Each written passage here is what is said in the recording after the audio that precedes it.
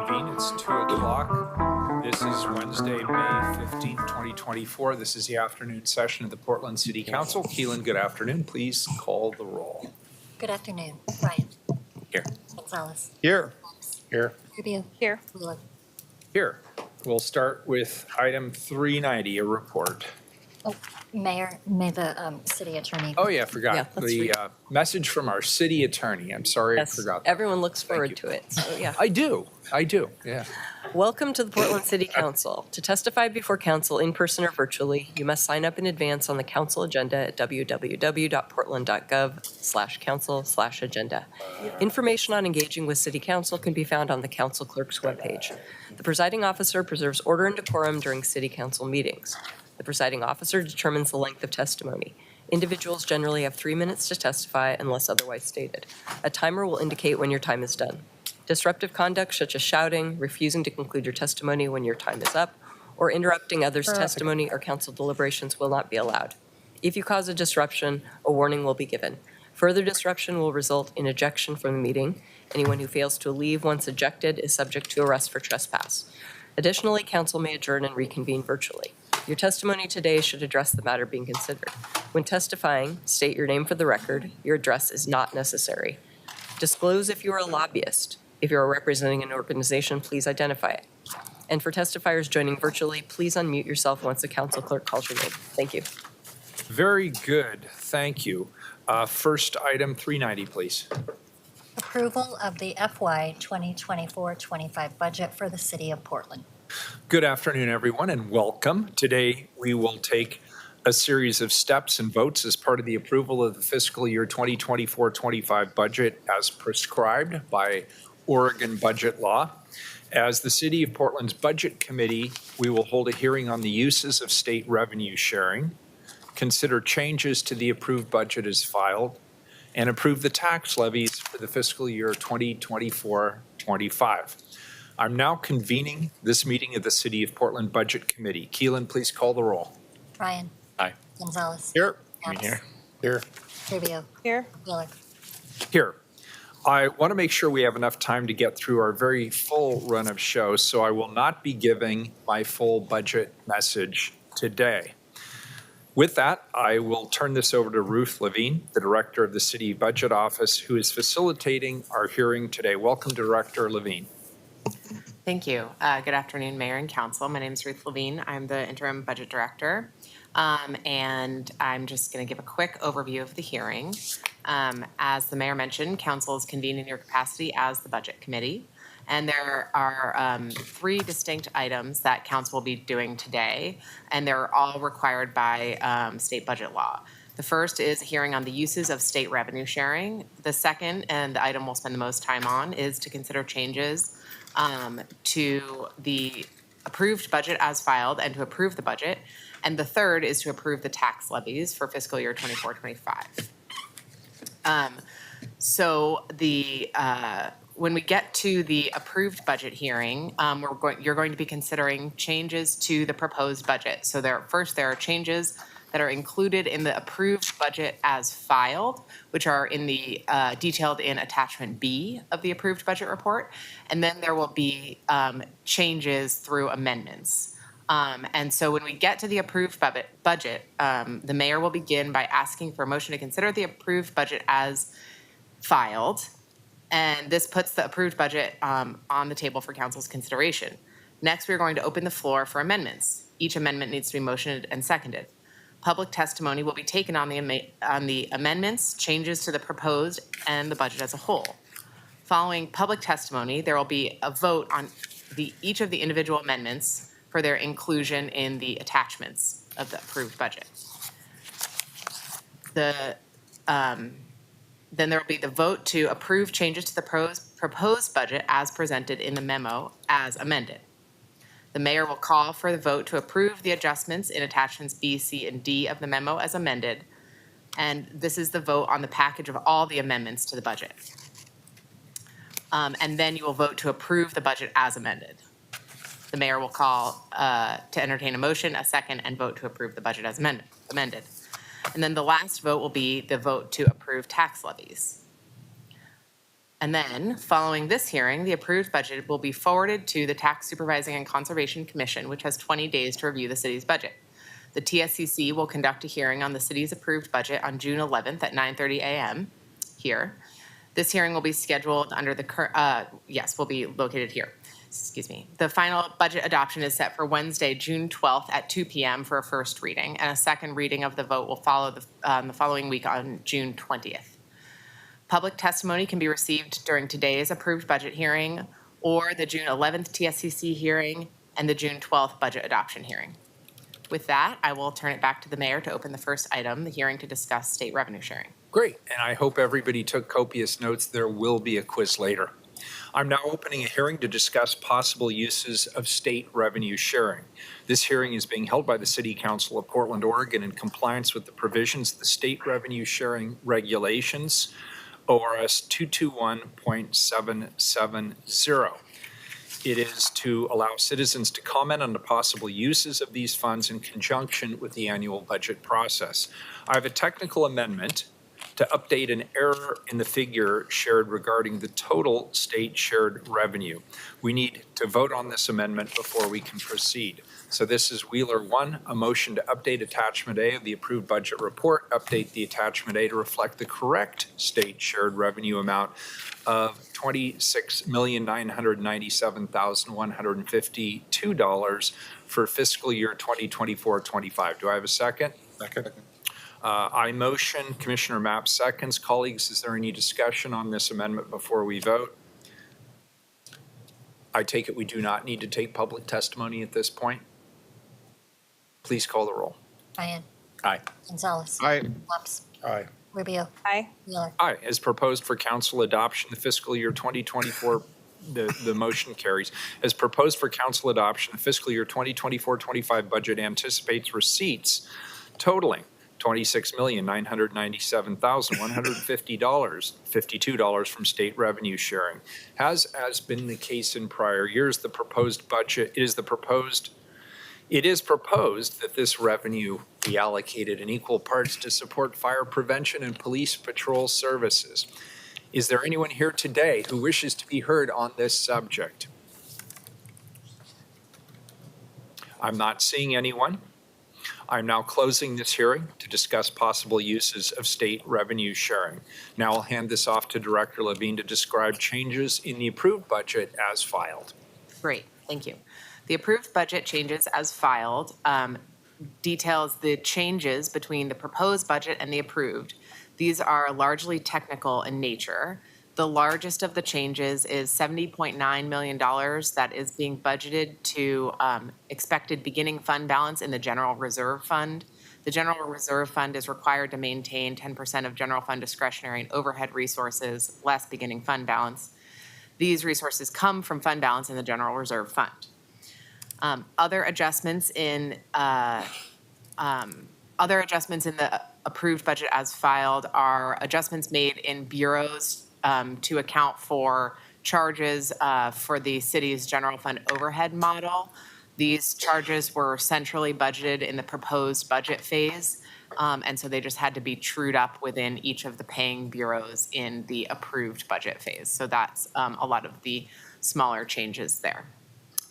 And with that, I will hand it back to the mayor. Great. Colleagues, I'm seeking a motion to consider changes to the proposed budget as described in the memo titled Approval of the Budget for the City of Portland. I'm moving it. Can I get a second? Second. Commissioner Mapp seconds. Please call the roll.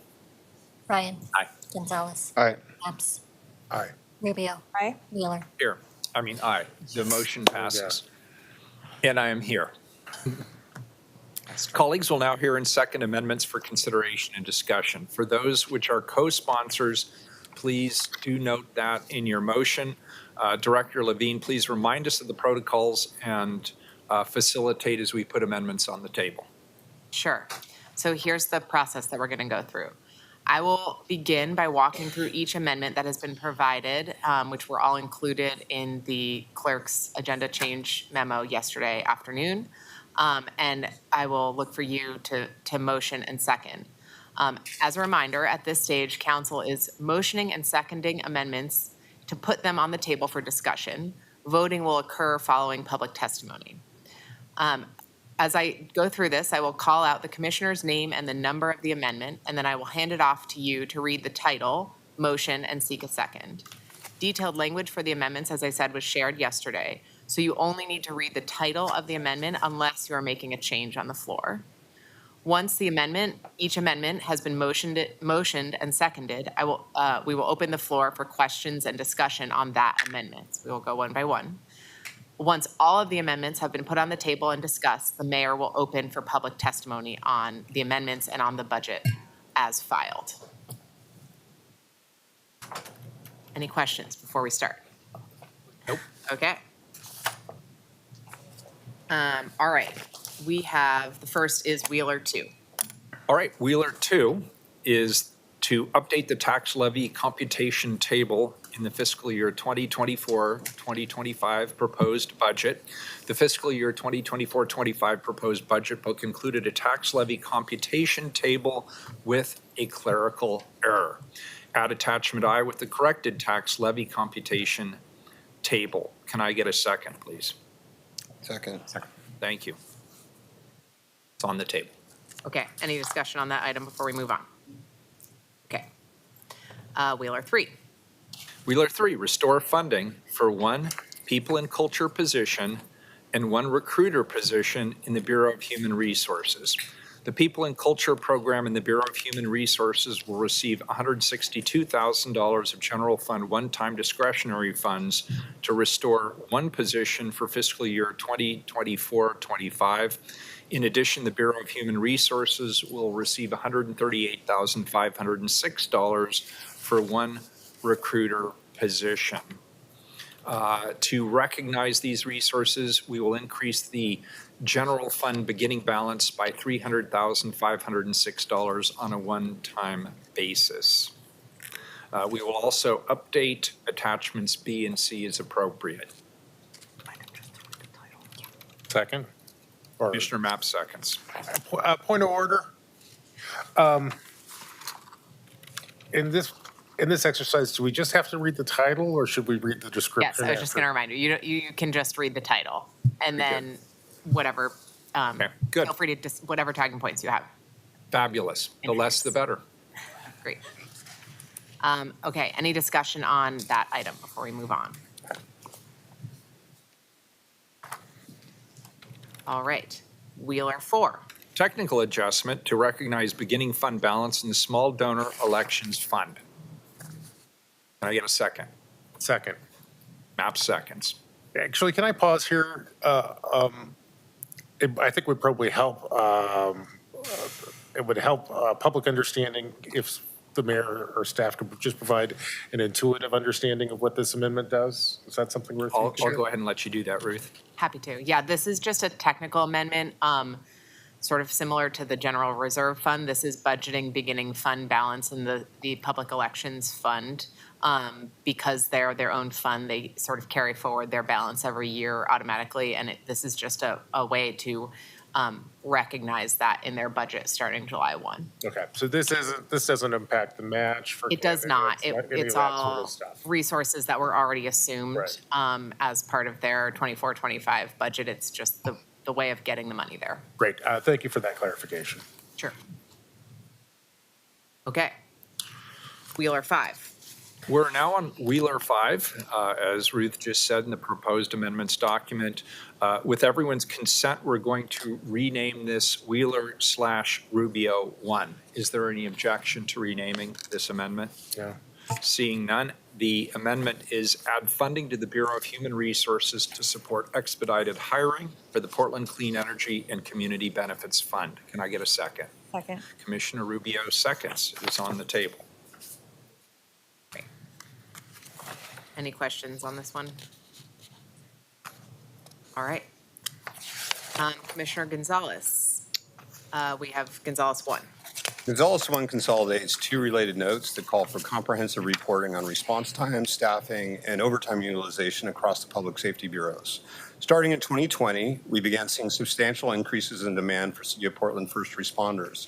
We've also seen substantial challenges in retention, particularly in BOAC and Portland Police. These combinations have simultaneously led to increased response times and at times very high utilization of overtime in the public safety bureaus. I'll now read the title of the note. This will replace Budget Notes Public Safety Budget Monitoring and Portland Fire and Rescue Budget Governance and Monitoring with Oversight and Governance of Public Safety Spending. Second.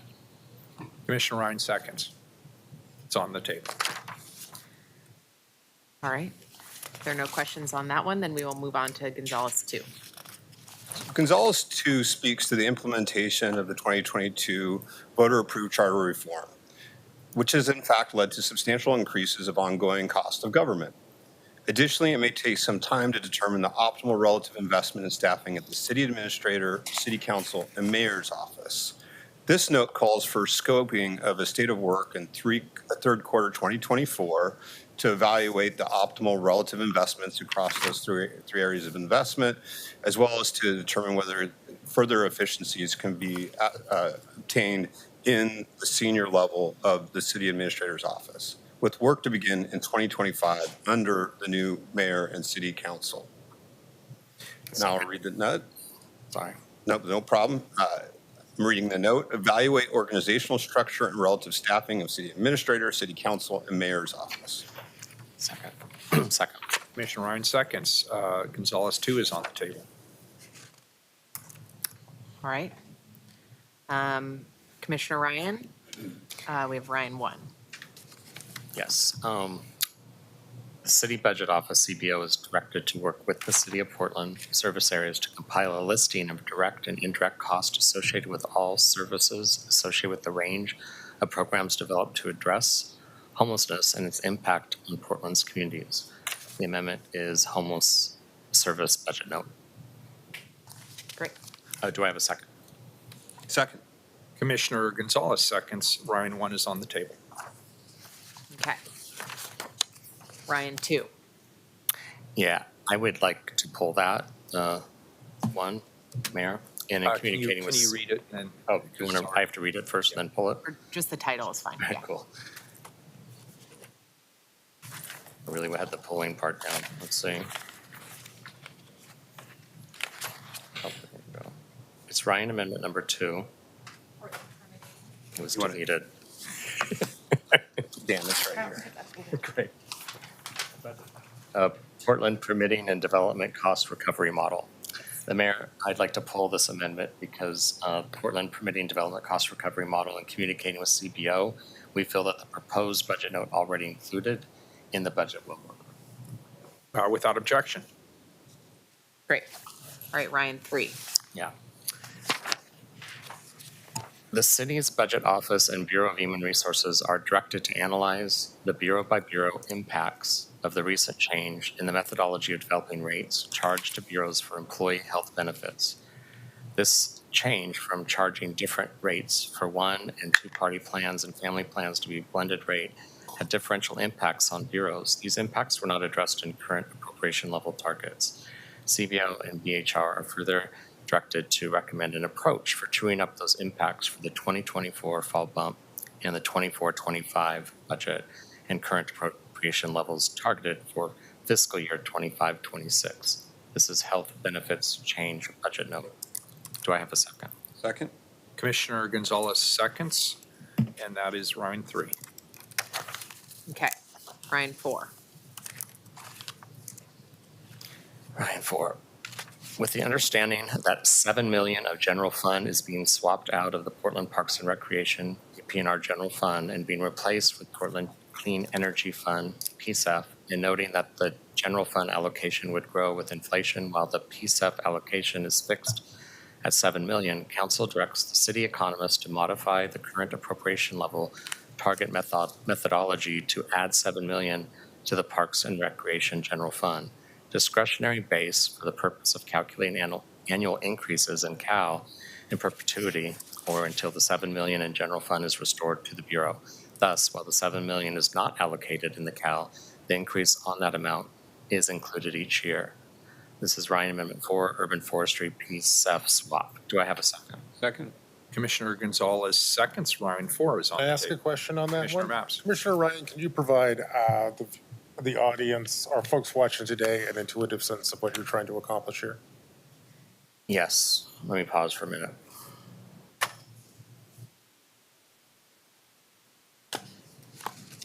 So when we look at this swap, it's multiple years, Commissioner. And as you know, each year, we experience increases in the FTE expense.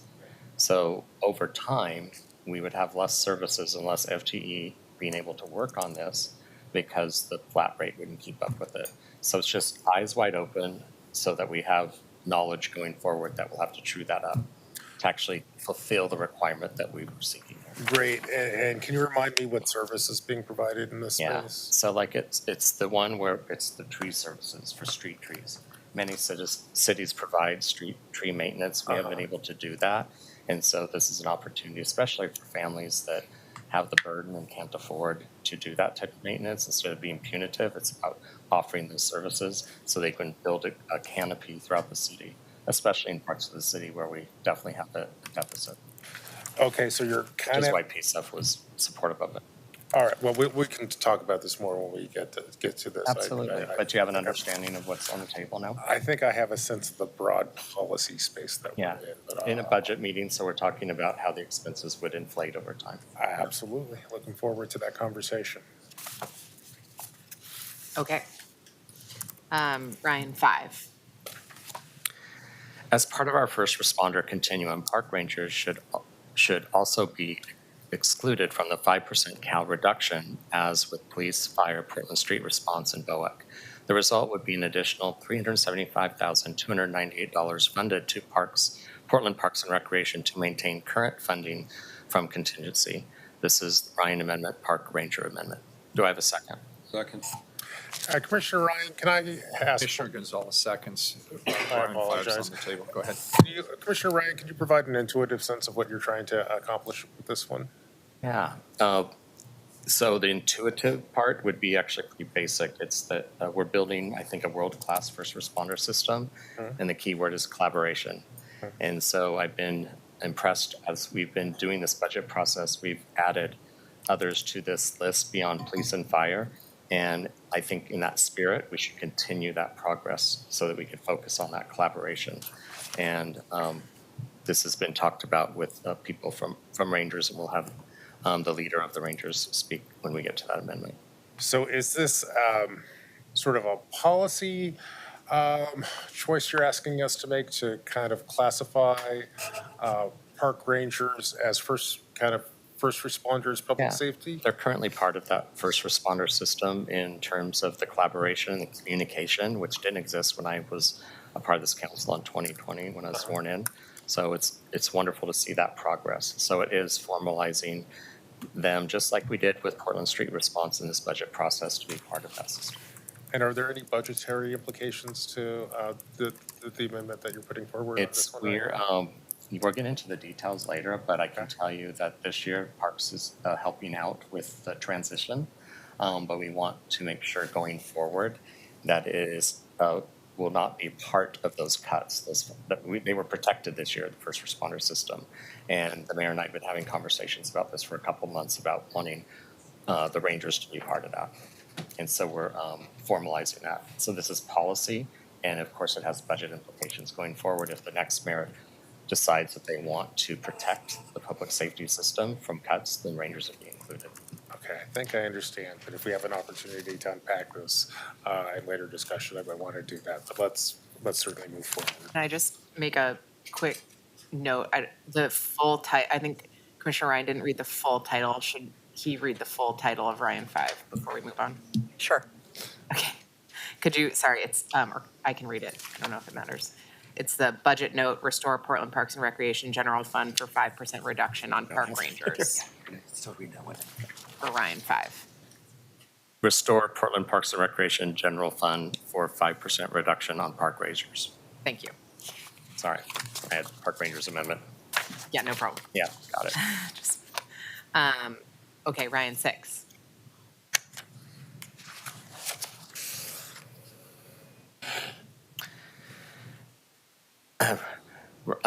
Ryan, restore park rangers, general fund for 5% reduction on park The rangers. same title. It's the same title, but I'm going to pull this one as if we agree on the previous one on 5. So this was about making it true for this fiscal year. Correct, staff who's been editing this in the last half hour with me? Right.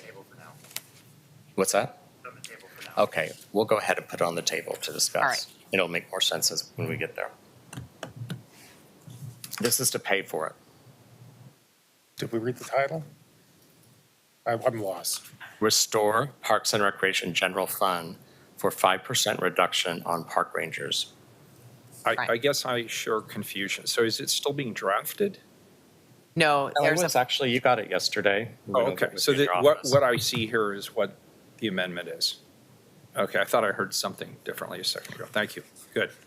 Did We somebody had some second good this? dialogue about this one offline, and so if 5 goes well, we will negotiate on 6. Is there a second for 6? Second. Commissioner Gonzalez seconds. That is Ryan 6. Point of order. Commissioner Maps, point of order. Commissioner Ryan, who are you negotiating with? I think I don't understand the process on this one. If 5 goes well, I've we'll had negotiate on conversations 6. with some commissioners on this one because it's really hard when you make a cut at this hour. Yeah. You have to find the money for it. And so when we get to this, we'll explain how Parks is, once again, being a great team player to figure it out for a 1-year transition, and then we'll go forward. Okay, well, But we had it in there because in 5 does pass, then we do have a gap of money that needed to be restored into this year's budget. I appreciate that clarification on process. And Commissioner Ryan, should you have conversations about 6, I'd appreciate it if you include me. You and I have not had any conversations about, frankly, any of the items that you brought forward today. But this is why we have public hearings. We can have this, we can have open and frank dialogue. I apologize to all the staff in our 2 offices have been talking quite a bit over the last 24 hours. Yeah. okay. Table. All right. Okay, so the, Is 6 on the table? Yeah. 6 is on the table. Yes. Commissioner Yeah. Gonzalez seconded it. Okay, Commissioner Ryan, again, just because I'm kind of catching up with the conversation, can you provide us with an intuitive understanding of what you're trying to do with your Amendment 6? Well, if you think about what we talked about with 5, and if that does pass and they become part of the public safety system, we had a concern this year that we would have to find money for that. And so that's what this is. And you're proposing to pull the money out of ERP, is that what I'm seeing? Well, there'll be more details later, but it's like we'd have to find the money to cover it. Uh-huh. And what's awkward about this conversation is that we will be able to move this one through if we pass. Number 5 is the one that I'm very focused on as a policy issue. And number 6, we will have a dialogue to see how we'll be able to cover that for this year. When does that take place? When we get to number 6 and we have dialogue on it. Okay. This is our can, clarification. we can, well, there's time for additional discussion after public testimony, so. Oh. Yeah. That's what I've experienced the last 4 years. Yeah. Okay. All right, so I think the last one we have is Maps Ryan 1. And I think that's me. Colleagues, I will now read the title of this amendment, which I'm bringing forward with my colleague Dan Ryan. The title is One-Time Funding for the LGBTQIA2S+ Program in the Office of Equity and Human Rights. And the intuitive interpretation of this is we have a program that basically consists of 2 staff people. One of those staff folk is time limited. They were going to essentially sunset at the end of this fiscal year. Thanks to a partnership with Commissioner Ryan, we are proposing to extend that temporary position for 1 additional year. And you want a second? I second Please. that since I co-sponsored it. Yeah. Thanks. Very good. That's Commissioner Maps. Commissioner Ryan 1 is on the table. Okay, if there are no additional amendments that you all want to introduce on the floor, then I think, Mayor, I can hand it to you to open public testimony. Yep, so we're back to public testimony. Keelan, do we have anybody signed up? I'm guessing the answer is probably not, but do we? We have 9 people signed up. 9 people, excellent. Okay, that's good news. I'm glad to hear that. I didn't know people actually had the time to do that. So we'll hear from 9 people. Keelan will call the names. 3 minutes each, please. And we don't need to know where you live, but we do need your name for the record, please. Thank you. First up, we have Brenna Bell. Welcome. Thank you for being here.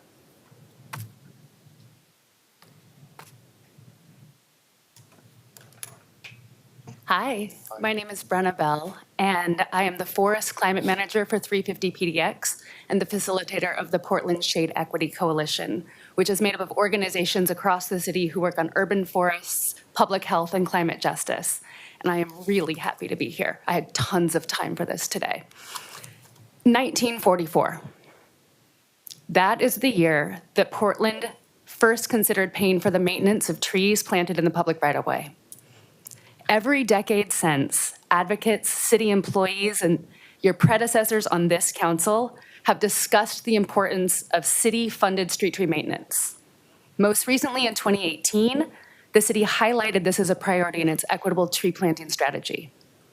So for 80 years, the city has known that this was a priority. And for 80 years, the city has not acted to meet this need. And that is going to change today.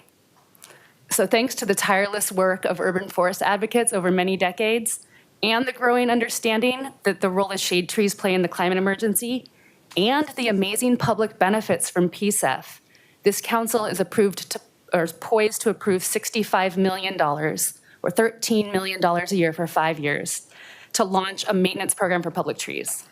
And this is a vital correction to decades of underinvestment in green infrastructure, especially in historically redlined neighborhoods, resulting in their heightened vulnerability to extreme weather events. And the return on this upfront investment is greater than almost any other action the city can take in reducing the costs in money, community well-being, and lives by mitigating the impacts of climate change. Because as we learned in the 2021 heat dome, access to shade can be a matter of life and death. And today with this vote, you are choosing life for current and future Portland residents.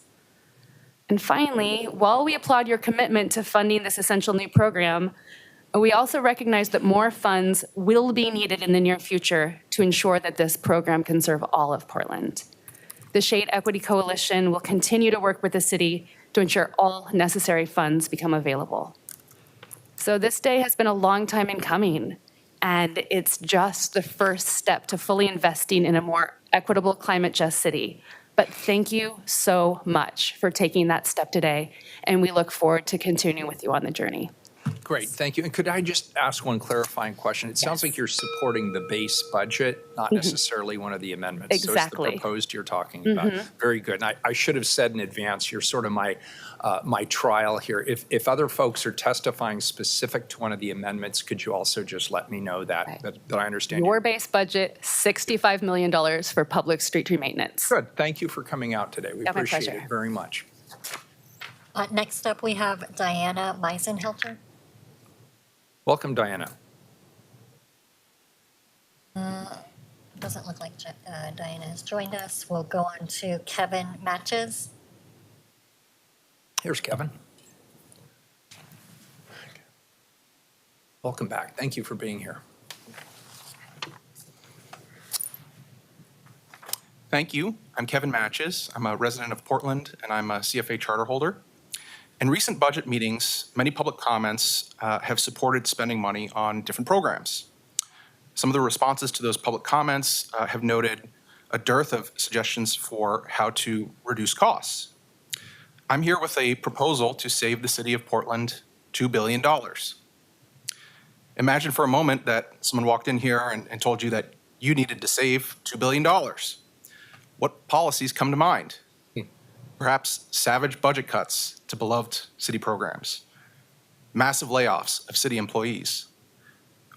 My proposal achieves all of its cost savings without cutting a single program or laying off a single employee. I propose that the city study and adopt a comprehensive actuarial funding policy for the Portland Fire and Police Disability and Retirement Pension Plan. Why are the potential cost savings so large? The reason is the ludicrously costly pay-as-you-go funding policy currently utilized by the City of Portland. The only other place in the country relying on this type of pension funding policy today is Puerto Rico. While this type of policy was relatively common in the 1920s, everyone else in the country abandoned it.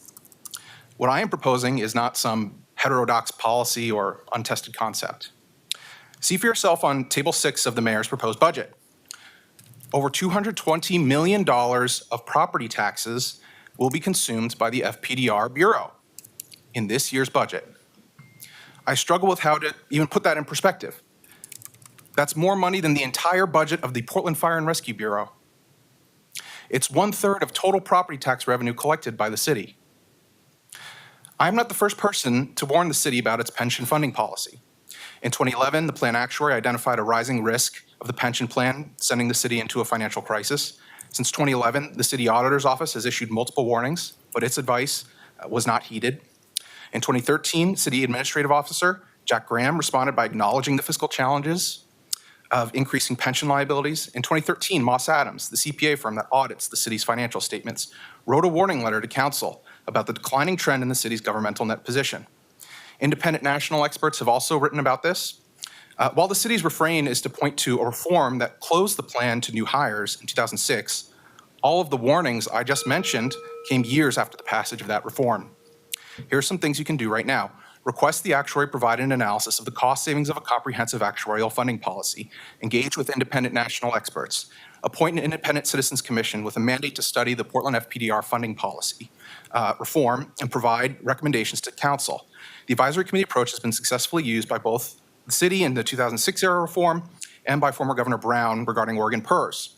Direct the city's Office of Government Relations to advocate for access to state funding source to help address this issue, specifically open the Employer Incentive Fund that was established by SB 1566 in 2018. Thank you.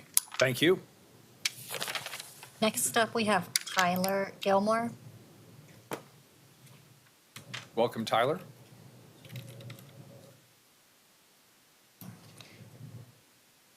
Tyler, you're muted.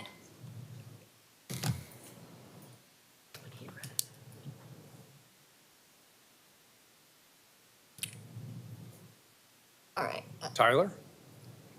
we'll move on and we can come back to Yeah, Tyler. come back to Tyler.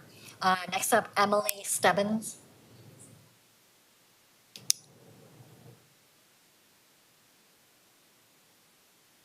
Welcome. Thank you for being here. Thanks for having me. My name's Emily Stebbins.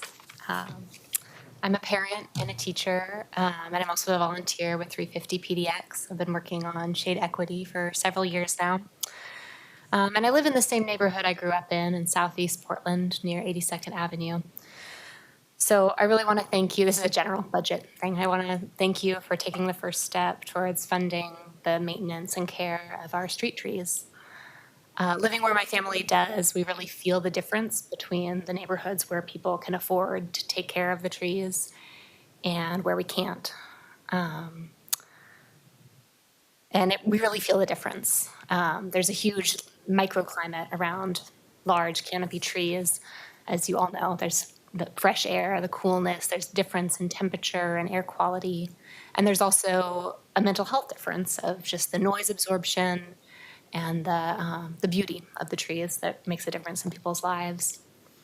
And in my neighborhood and in neighborhoods east of me especially, there's a lot of places where there could be trees, but there aren't because people haven't had the resources, the time, the money to plant them or to care for them. There's also places where there are trees, but we fear that they will be destroyed because of poor health, lack of maintenance, or because there's no sidewalk yet, and we fear that when the much-needed sidewalks are put in, the trees will be destroyed. This is a big problem because those neighborhoods where there is a lack of trees are the places where people need the trees the most, where people depend on public transport and are exposed to the elements, and where our health and safety would be most helped by a thriving forest canopy. I know none of this is news to you, so thank you again for taking this important first step to take care of our trees. We also know that to truly care for the urban forest and the places that need it most, it will need to be fully funded in the future. So I'm asking that you let your vote today also feel that as a commitment to make sure that it is fully funded at the 20 million per year in the future. Thank you for your time. Let's try Tyler Gilmore. Tyler, try *6 if you're on the phone. Okay, let's move on to Crystal Potter. Hello, my name is Crystal Potter, and I'm here to testify about the general budget, not a specific amendment. I am here to respectfully ask that you reconsider funding the Portland Bureau of Emergency Management. While public safety is the leading driver in this budget cycle, one critical arm of the public safety service area is having its staff reduced by 25%, which is the second largest proportional staffing cut in the city. It's difficult to look at the highlighted additional $1 million in funding proposed to the Bureau of Planning and Sustainability for additional graffiti removal and not see the 7 missing staff positions at PBEM. The $1 million for graffiti removal over and above Bureau of Planning and Sustainability's requested amount represents just over 0.5% of that bureau's budget, but it would represent fully 10% of PBEM's. Even half of that allocation moving to Portland Bureau of Emergency Management would go a tremendous way to protecting public safety, extending community resilience, supporting more equitable responses to and recoveries from large-scale emergencies, and ensuring staffing levels that shore up much-needed collaboration among bureaus in emergency response and planning. I sincerely hope you will consider a meaningful shift in budget dollars to meet staffing needs in the Bureau of Emergency Management. Thank you, Crystal. Next up, we have Kelly Ianspa. Hello, everyone. I'm Kelly Lanspaugh, and I am a resident of Portland. And I am very active in a number of environmental and specifically tree-related nonprofits and volunteer work. I'm also on the Eastmoreland Neighborhood Association Tree Committee. And I am here to urge the city to fully fund the new street tree maintenance program at $1 million of $20 million per year. This new program, it will deliver just the most basic pruning rotation that meets the industry standards. Anything less than this will mean that residents or business owners will not be served by the program. This helps to remove the primary barrier to shade access on public property in low and moderate income neighborhoods. As a very active volunteer for our tree committee in Eastmoreland, I see the impact of improperly maintained trees, the impact of trees having to be replaced, very expensive for our residents. And just thinking about low and moderate income neighborhoods, it is quite a hit. So I'm here to just share my urging that you fully fund this tree maintenance program. Thank you.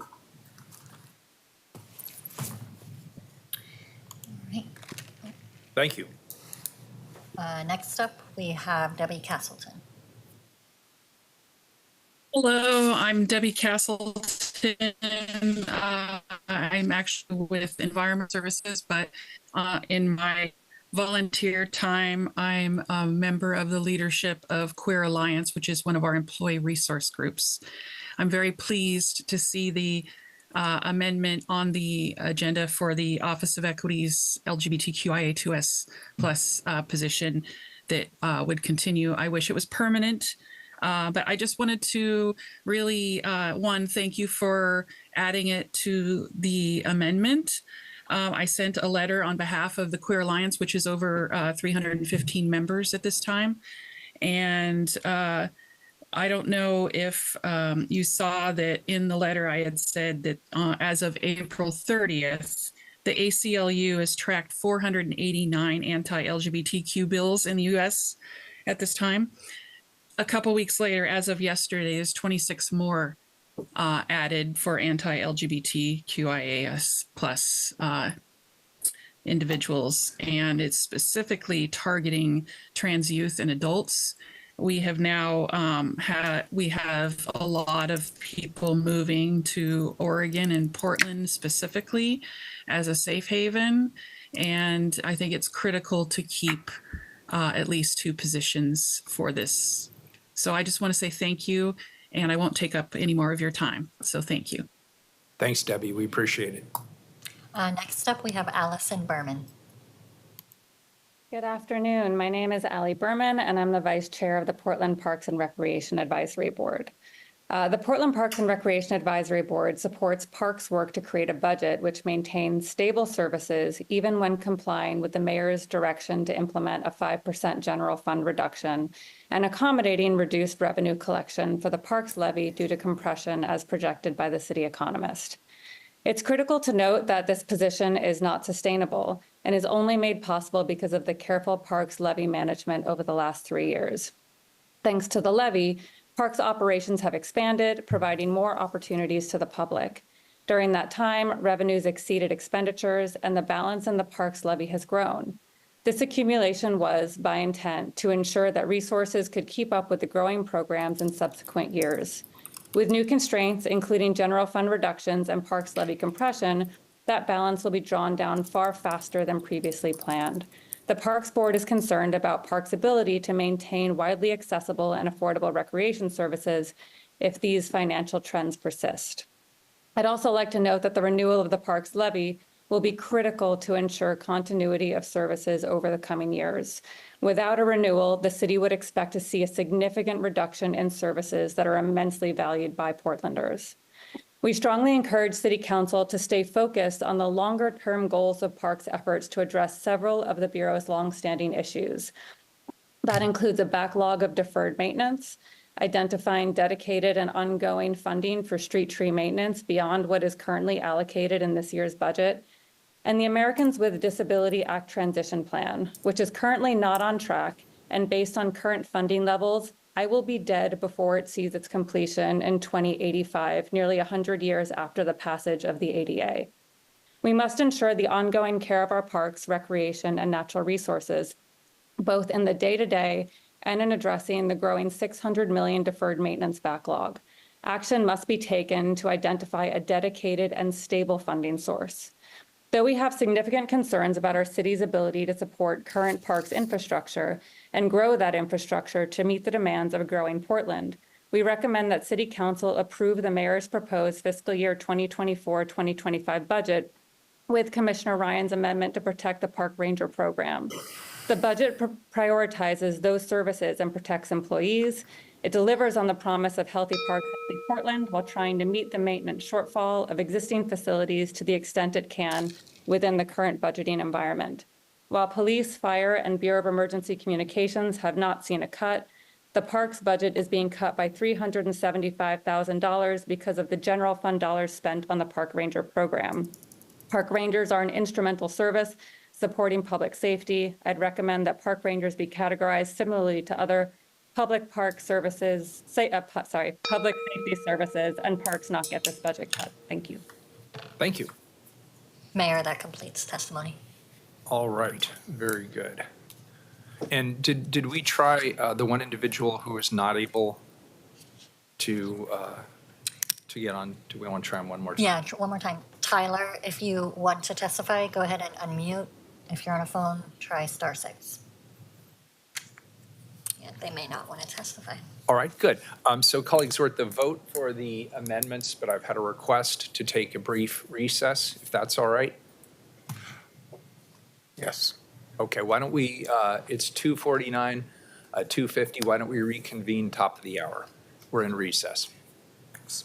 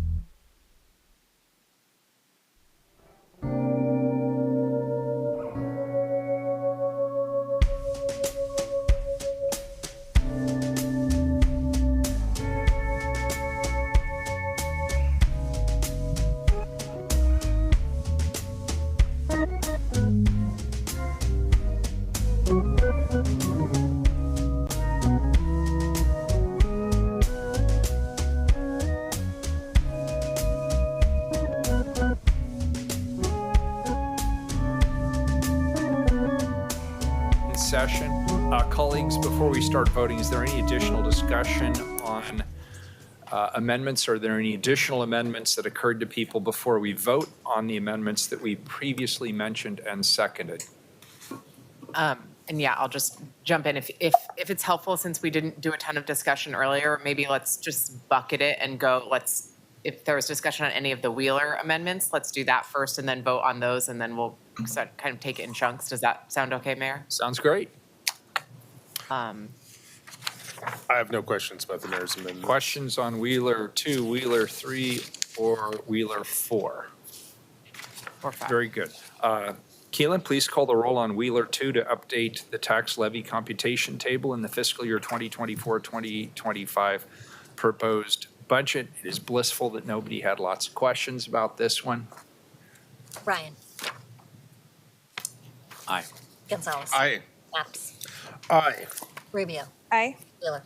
As a reminder, this scintillating amendment is a technical amendment to correct a clerical error. I vote aye, and the amendment is adopted. Please call the roll on Wheeler 3.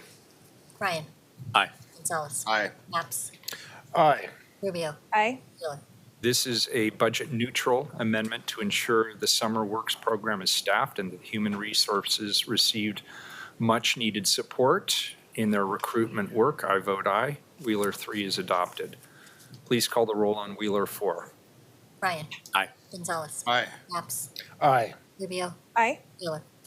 Also a technical amendment. I vote aye, and the amendment is adopted. Can I just make one quick clarification on that one?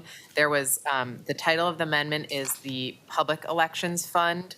I think the mayor said the Small Donor Elections Fund. Those are the same thing.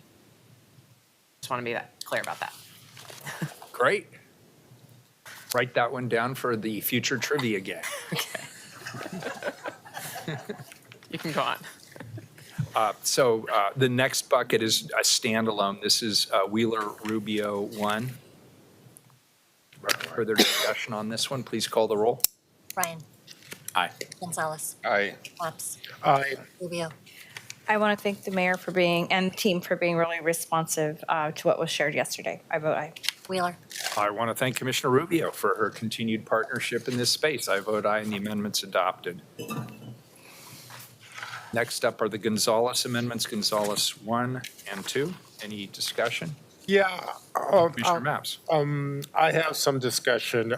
I'm very sympathetic to both of these amendments, and I'm going to vote in favor of both of these amendments. Commissioner Gonzalez, I'm not sure if I fully understand all the nuance in Gonzalez 1.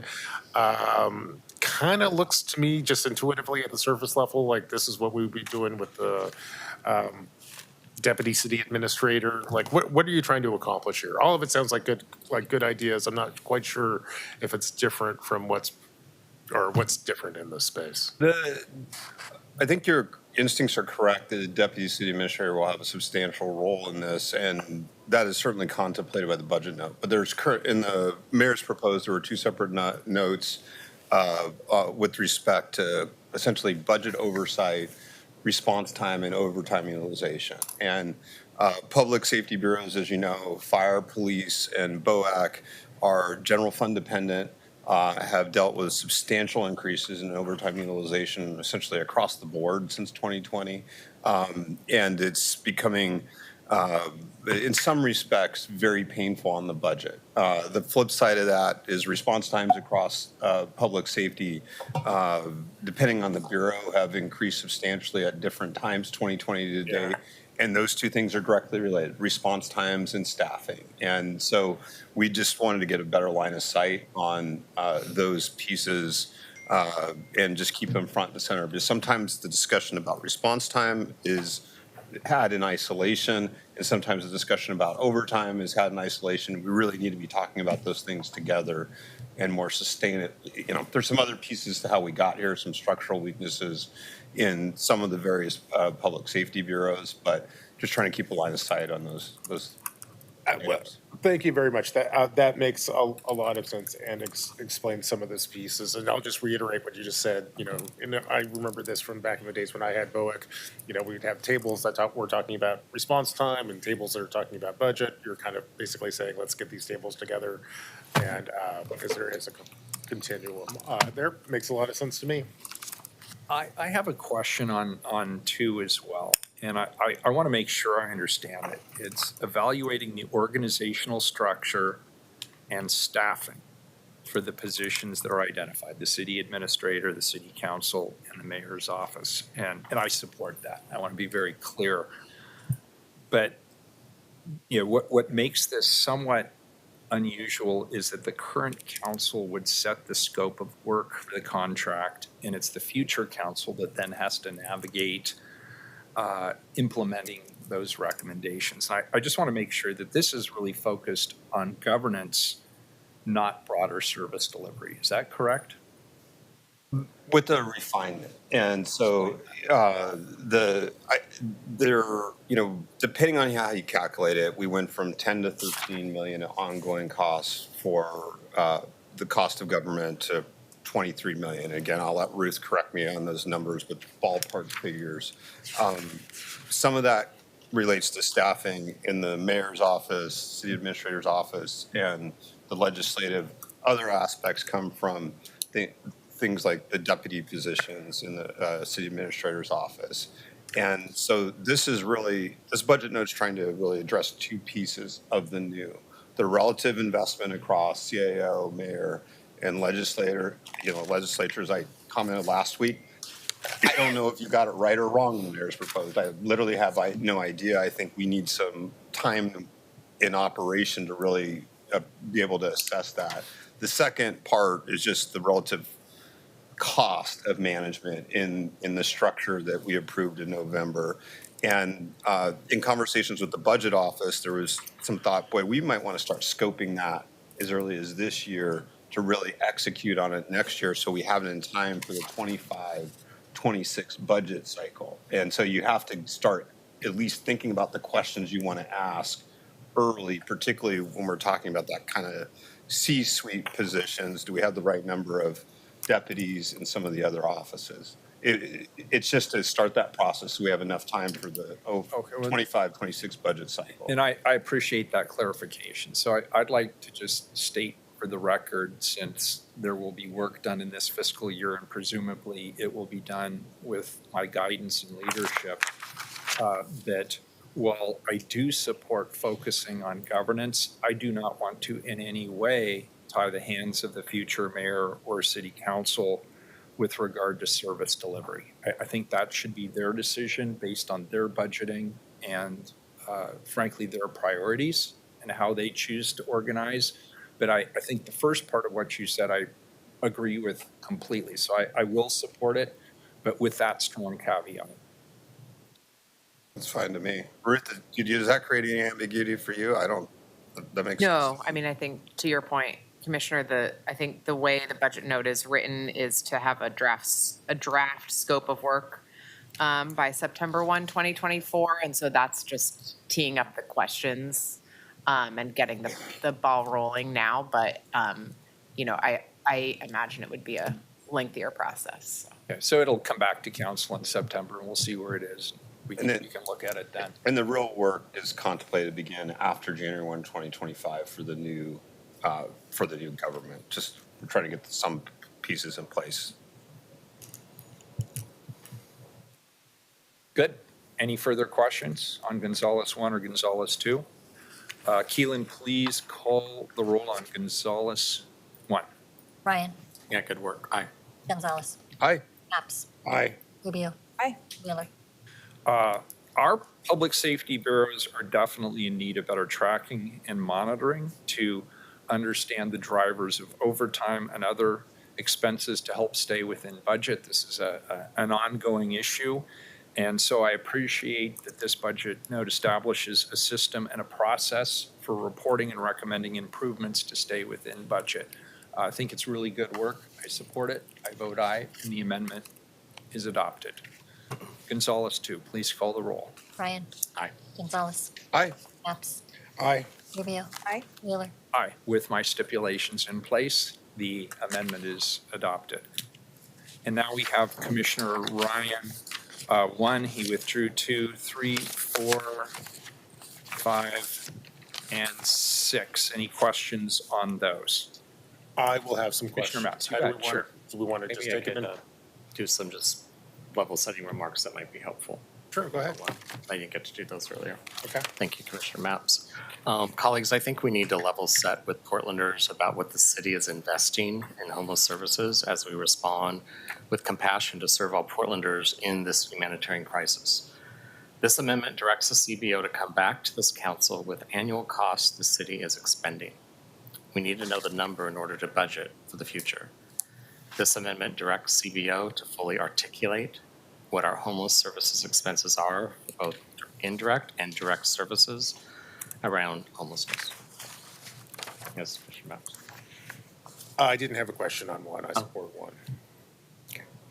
It might make sense to, can we vote on these in sequence? Sure, It might go make for it. sense. Some of these, I Is that okay with you, Commissioner Ryan, because they are meaty? Could we just go through them one at a time, and then you can give your comments at the beginning of each That's what I one? was trying to do on the first one. Perfect.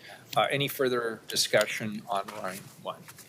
Seeing none, please call the roll. Ryan, Yeah, I just want to say this is something that when I began serving in fall of 2020, looking out there, there were infrastructure bureau directors. And at the end of the onboarding meeting, I just asked, is the homelessness humanitarian crisis impacting your bureau?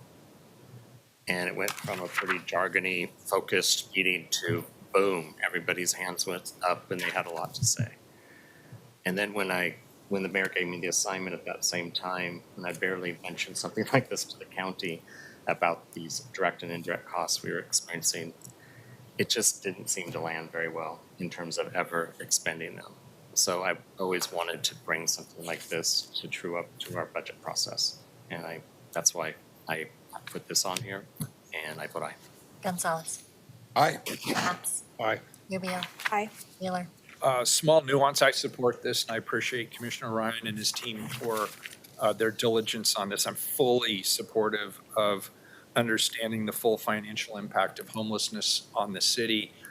As the commissioner and I have discussed, there is some information that is easier to track than other information, and and I just want people to be aware of that. There will be bureaus that are not tracking specific information for very specific reasons, and we may not have access to that information. Writ large, though, I think it is important for us to have a better understanding of what the costs are as best as we can measure them.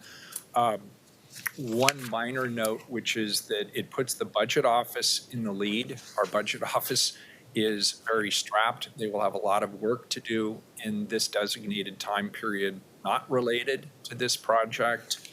And frankly, the bureaus within these various service areas need to step up and do the work and provide that information. So I'm hoping that CBO at the end of the day isn't running hurt. I'm hoping what CBO is doing is just compiling the data that the bureaus provide to CBO. And if that doesn't work out that way, this may take a lot longer and be more complicated than we anticipate. But I think Commissioner Ryan's instincts on this are spot on. I vote aye, and the amendment is adopted.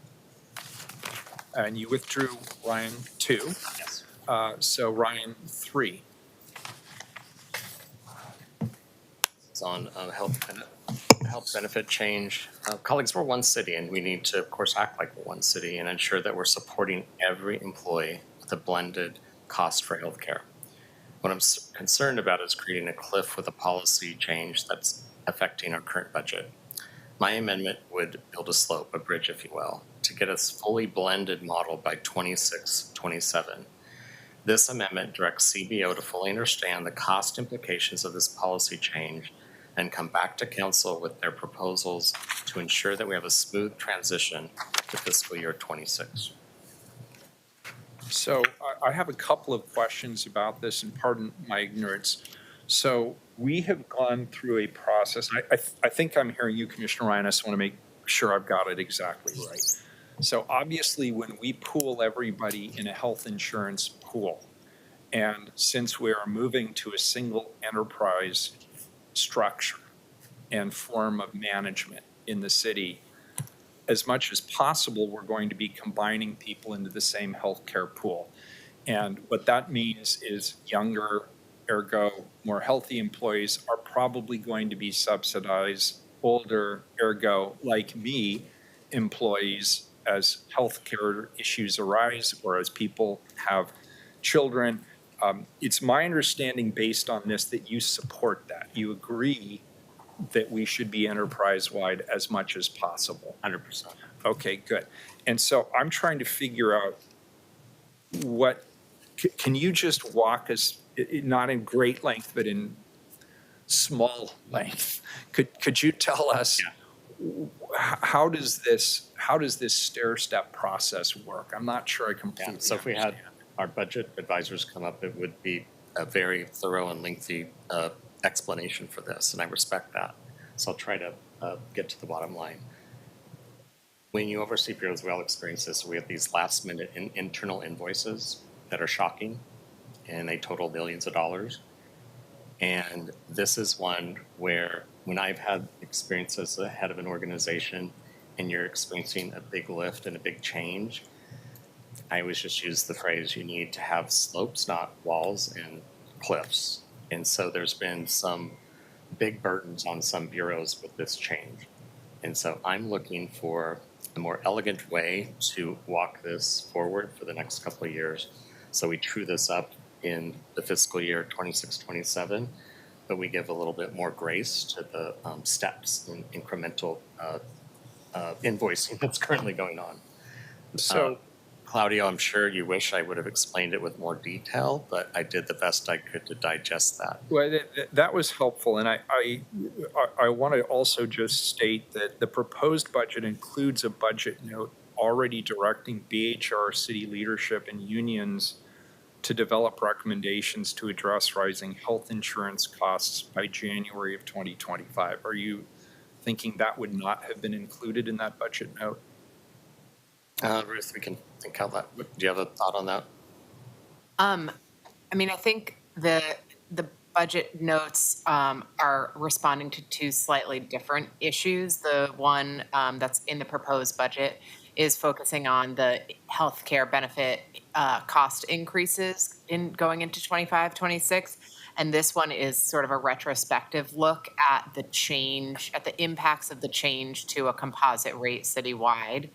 And so it is a little bit different. I mean, I think they are connected in some ways, but this one is at least my understanding of the intent is for it to really focus on how we in CBO accounted for the changes in costs to bureaus in their current appropriation level amounts based on the differential impacts of the composite health benefit rate change. Okay, and I don't want to amend the commissioner's amendment, but is there some way operationally, since we're looking at all the same people to do the same work, can we combine these efforts operationally so that we're not having people go to two different sets of meetings on what I think is sort of under the same umbrella category of healthcare?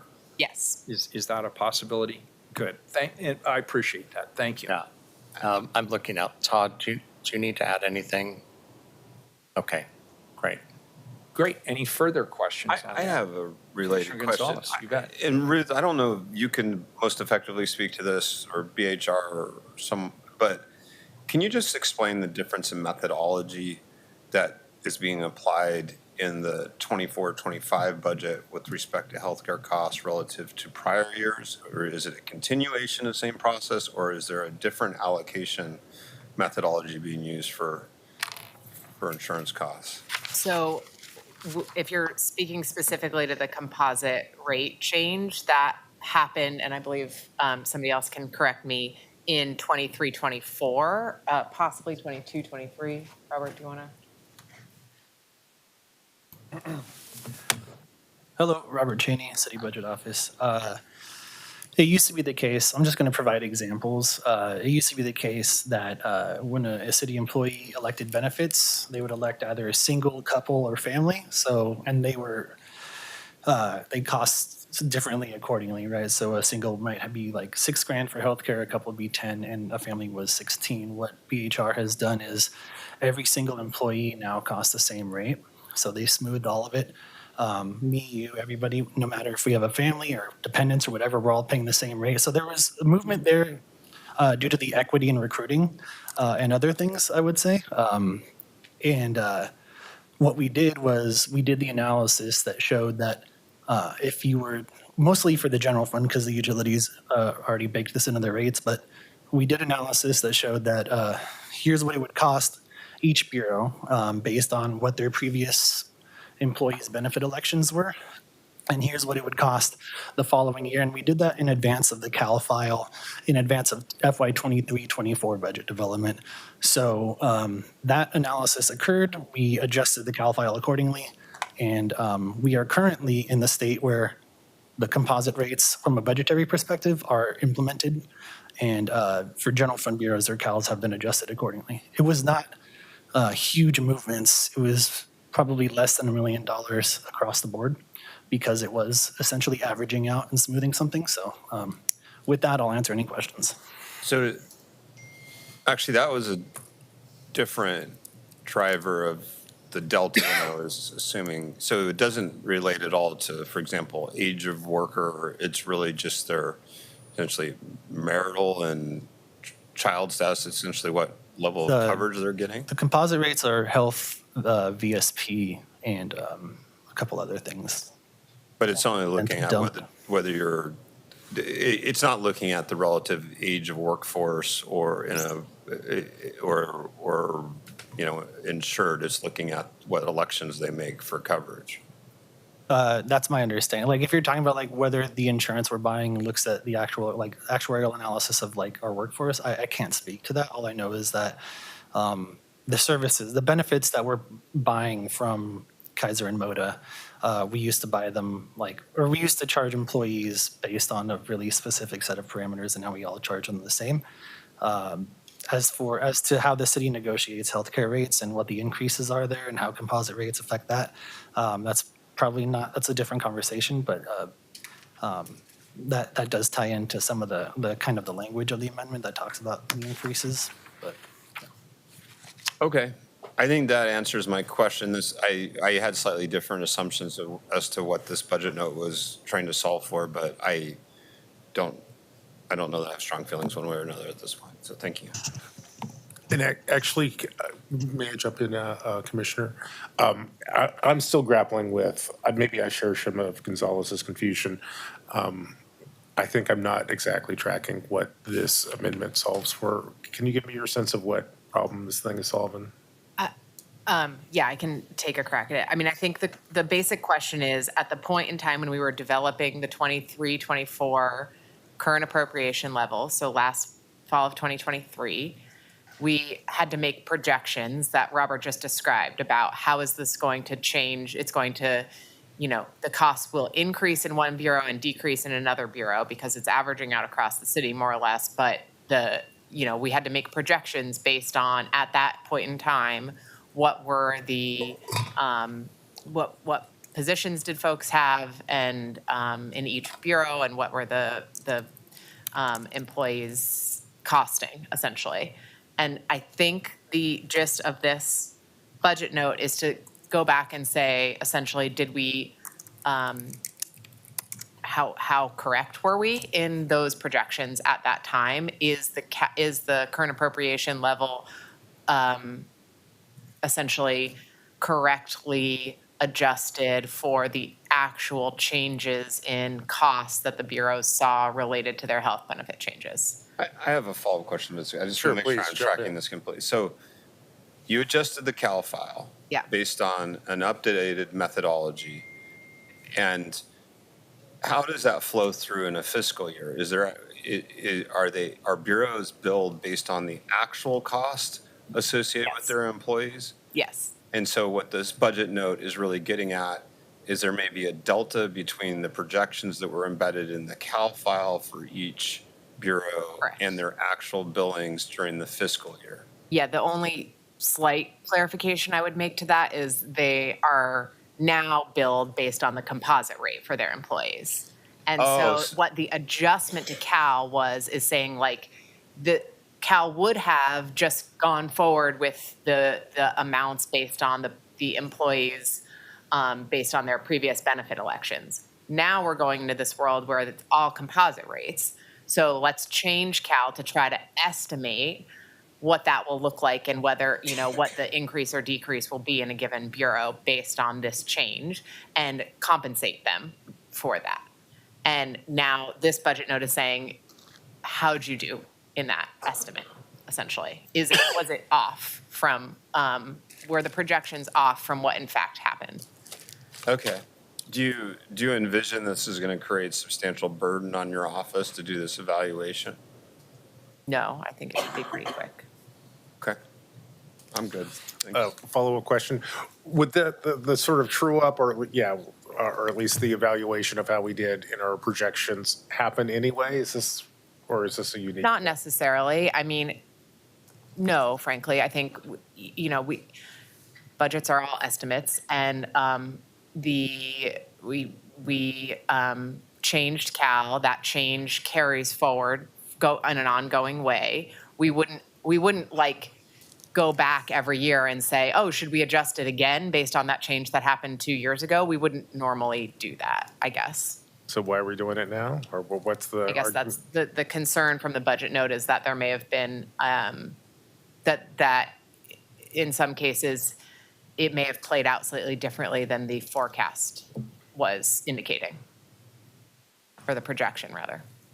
And I would note that when we're putting together the Cal file, we're doing point-in-time snapshots of employees and their elections, right? So, I remember, for example, we learned a lot about city demographics, and there were some bureaus where they were paying more for healthcare costs because maybe their employees had more families or whatever. But to that point, there was a discrepancy in how bureaus are going to incur their costs. And part of the way that as part of the way the city economist inflates the Cal file every year is he looks at, for general fund bureaus, he looks at what percentage of their budget is personnel and what percentage is materials and services, and he inflates each one accordingly based on things like COLA and other inflationary factors. So we just took the analysis and the math from that point-in-time snapshot when composite weights were rolled out and adjusted it accordingly, and then continued with the Cal file. And I don't know if that helped explain anything, but. Can I ask a follow-up on this? So you support that strategy that you just described, that you look at enterprise-wide and you allocate it presumably enterprise-wide across bureaus based on personnel counts, right? We did it based on Fund 100. The general fund. The utilities, we incorporate those costs into the budget system. So bureaus are able to build their personnel budgets off those new rates, and the utilities use those costs to build their rates. Let me ask my question another way. So I am presuming that we're talking about one city, one workforce, because that is the direction that the voters have told us to go. Presumably, all bureaus would support this strategy equally. Is that correct? Yeah, I think in effect, there are disparate effects if you have a bureau that has a lot of single individuals on their plans. Their costs would have went up this year.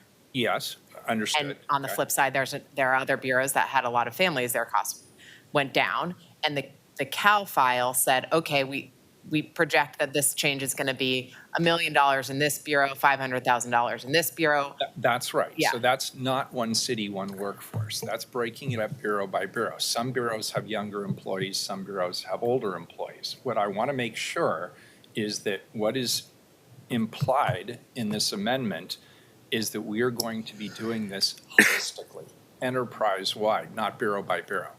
Yeah, yes, I think we would absolutely continue that.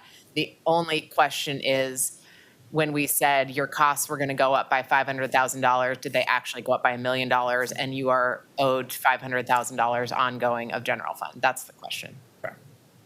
And I would note that doing this analysis might have some impediments because the actual rollout of those composite rates has been delayed. I think BHR started billing people for composite rates in the middle of this fiscal year, so around January, February.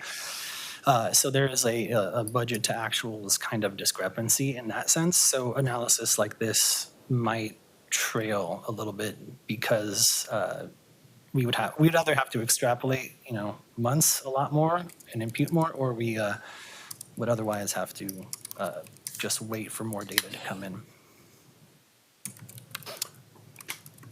I have one more question. Are there any implications here for our labor contracts as we get this information and act on it? No, it's really just saying, should, essentially, would we take general fund dollars from Bureau A and give them to Bureau B because our projections were incorrect at the time that we made them? That would be, we would have to, what we would do is come back to council in the fall during the Cal ordinance and just say, here's the result, here are the options, and you would decide in the fall how to adjust the Cal. You would basically tell us whether you want to adjust the Cal file to reflect that our findings from this, and then the economist would build that in. Is that for the next fiscal year? For 25, 26, yes. And beyond, right? It would, and Okay, so I would just say this, we are doing this once and no more than once. I agree. I don't want to create make work for people here while we're already all extremely overburdened with the transition to the new form of government.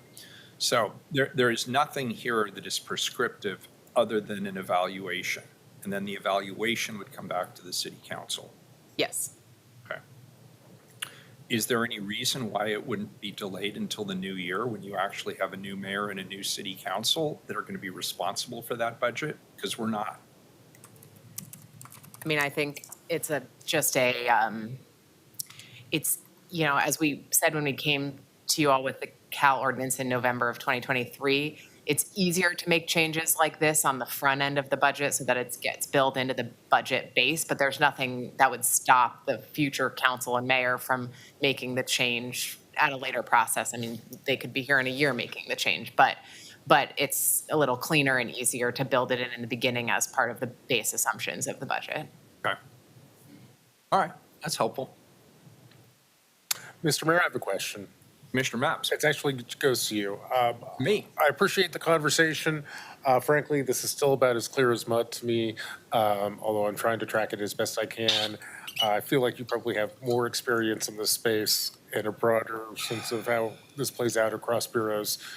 Do you have any thoughts on this one? So I want my usual disclosure. I am not an attorney, nor am I a healthcare expert.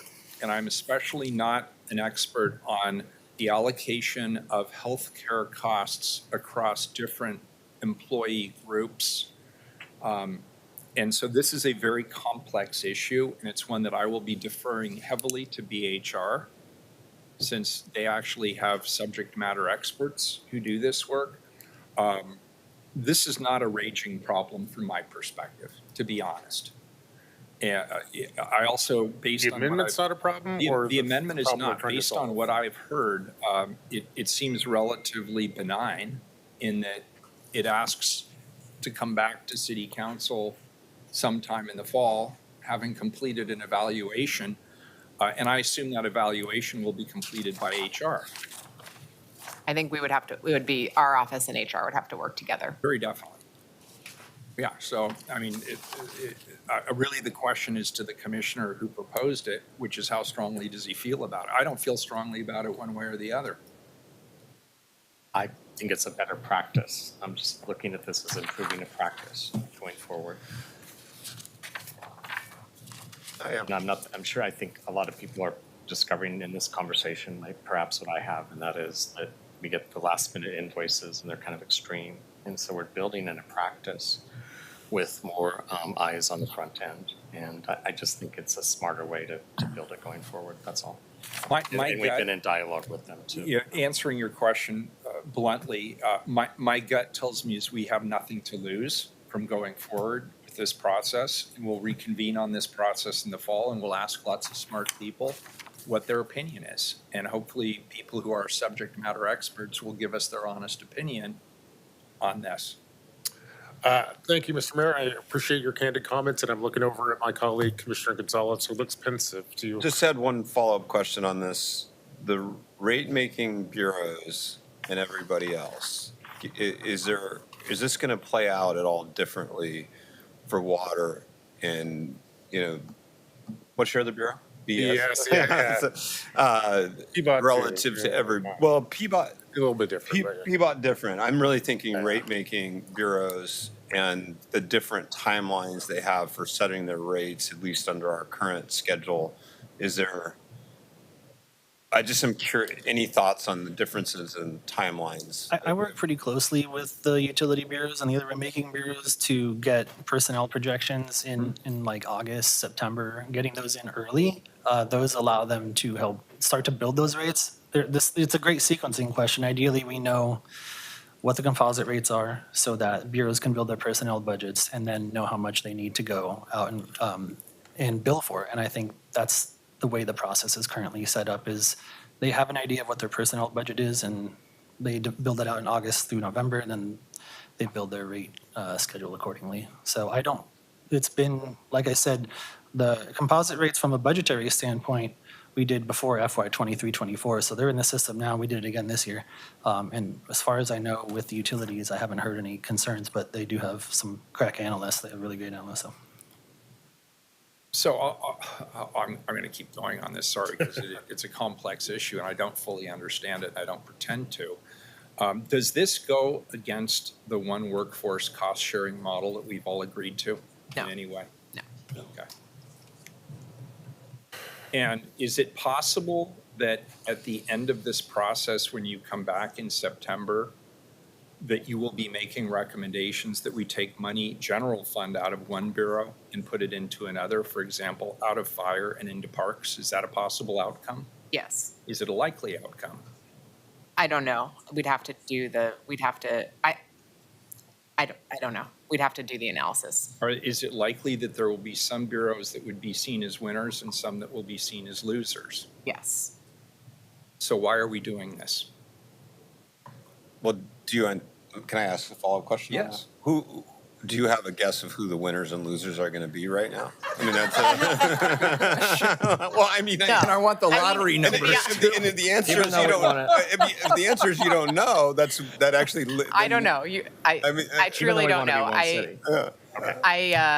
Poor Ruth, she literally just got here. For the sake of the integrity of the process, I hope that our projections were very accurate and that no adjustments are needed.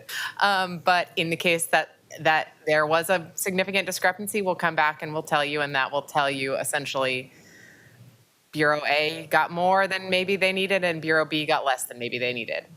And Mayor, the reason I honed in on this, and again, as Commissioner Ryan was explaining this note to me, I thought it was doing something slightly different that I was actually more concerned about, because we do have different ages of workforce across our bureaus, and there is, a one workforce mentality has led to blended rates, and there are most certainly winners and losers in that methodology in the status quo. And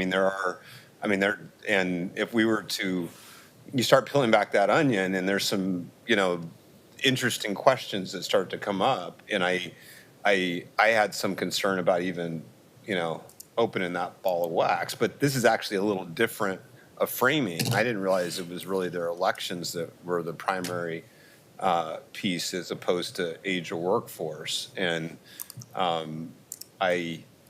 so I don't know who the winners and losers were going to be. I could have assumed if it were based on age of workforce and health, then that's a little different assumptions that you can make as to the winner and losers. I don't know. Well, let me ask, and I agree. So you would be coming back in September. There are potential winners and losers. When would the decision be made to transfer actual general fund dollars from one bureau to another? My recommendation. An account for the following fiscal year? Right. My recommendation would be to do that in November of this calendar year for the 25-26 budget development. So the Cal ordinance just is council directing essentially our office to move money from A to B. It doesn't Yeah, and in that case, and then if that passed, then we would do that, and it would roll into their 25-26 budget development.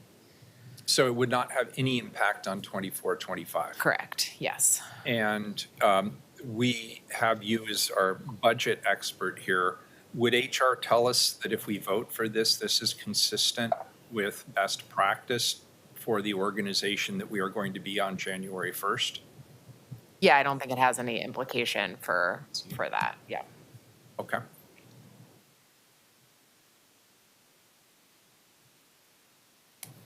Any other questions? You spent a lot of time on health insurance recently. I know. Yeah, especially in the last hour. All right, good. Please call the roll on Ryan 3.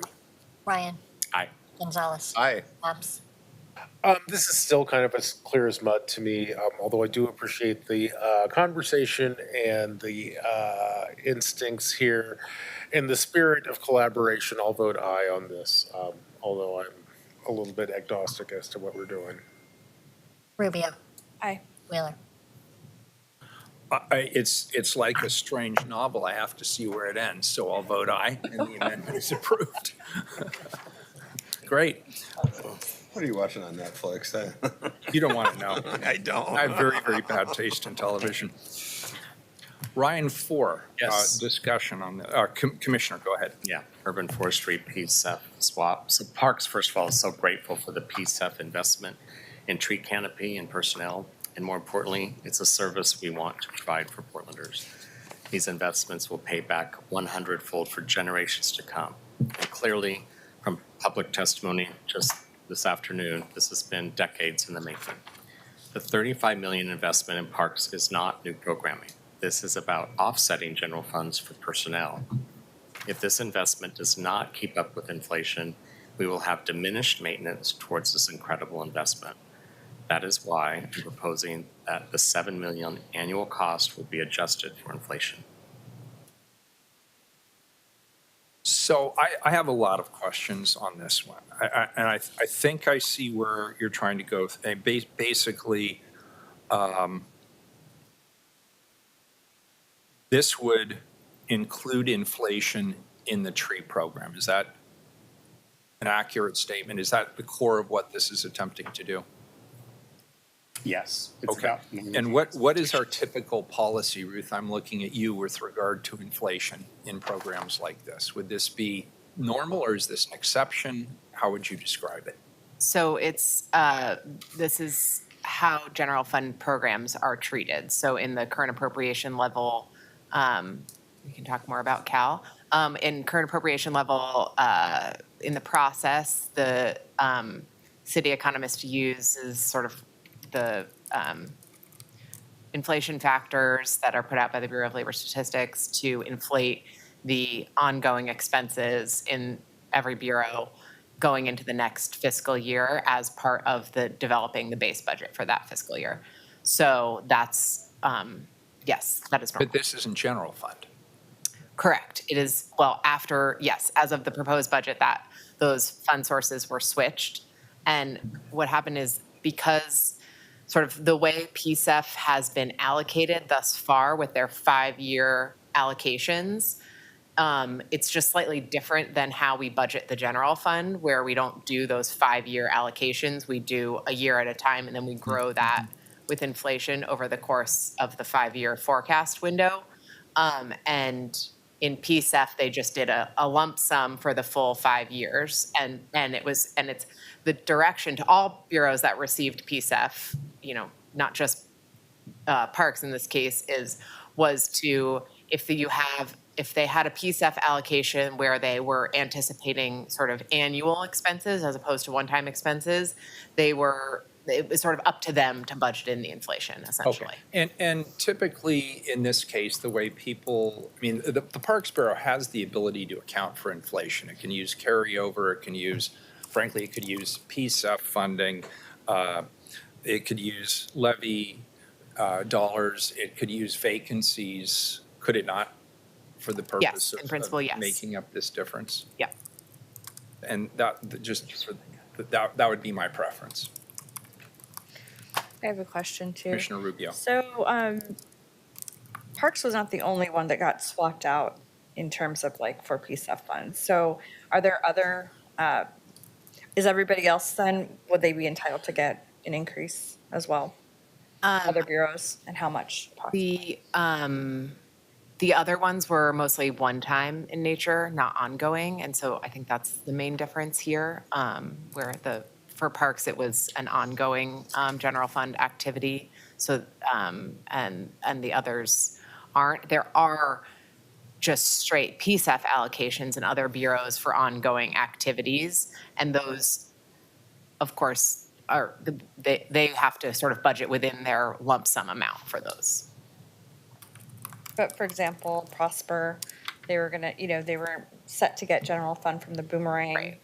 And now they're getting PSEF for some of those funds. But just on a one-time basis, so the inflation doesn't factor in there really, so it's just for 24, 25. So they won't experience the effects of inflation, or they won't have that issue into 25, 26 because it was just swapped on a one-time basis. Do you believe Parks has the ability to absorb inflation within this year's fiscal budget, the one we're currently proposing? So just to be clear, so this would essentially start this budget note would direct the economist to put it in for 25, 26 for the first time.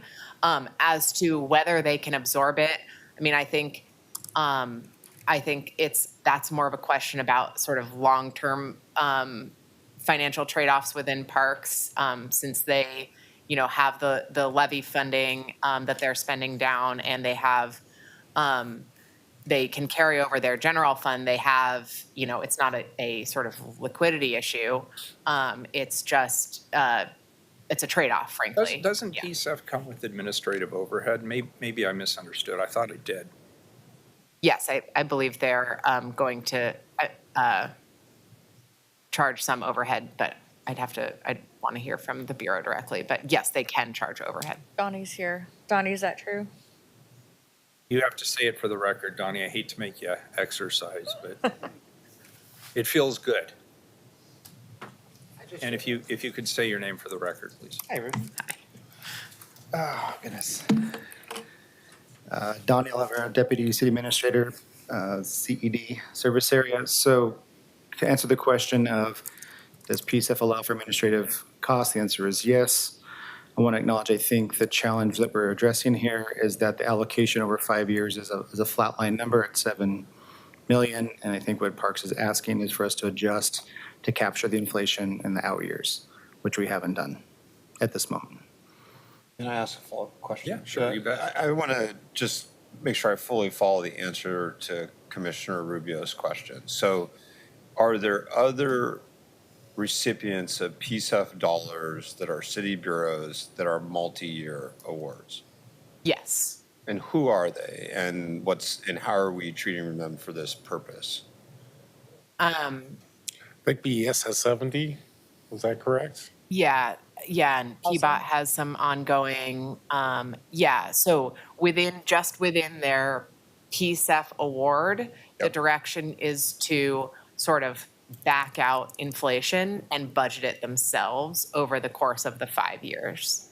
So, certainly CBO is willing to help any bureaus who want support when, we can share our spreadsheets and the like. That's not an issue. It's just that the resource would come from that total number.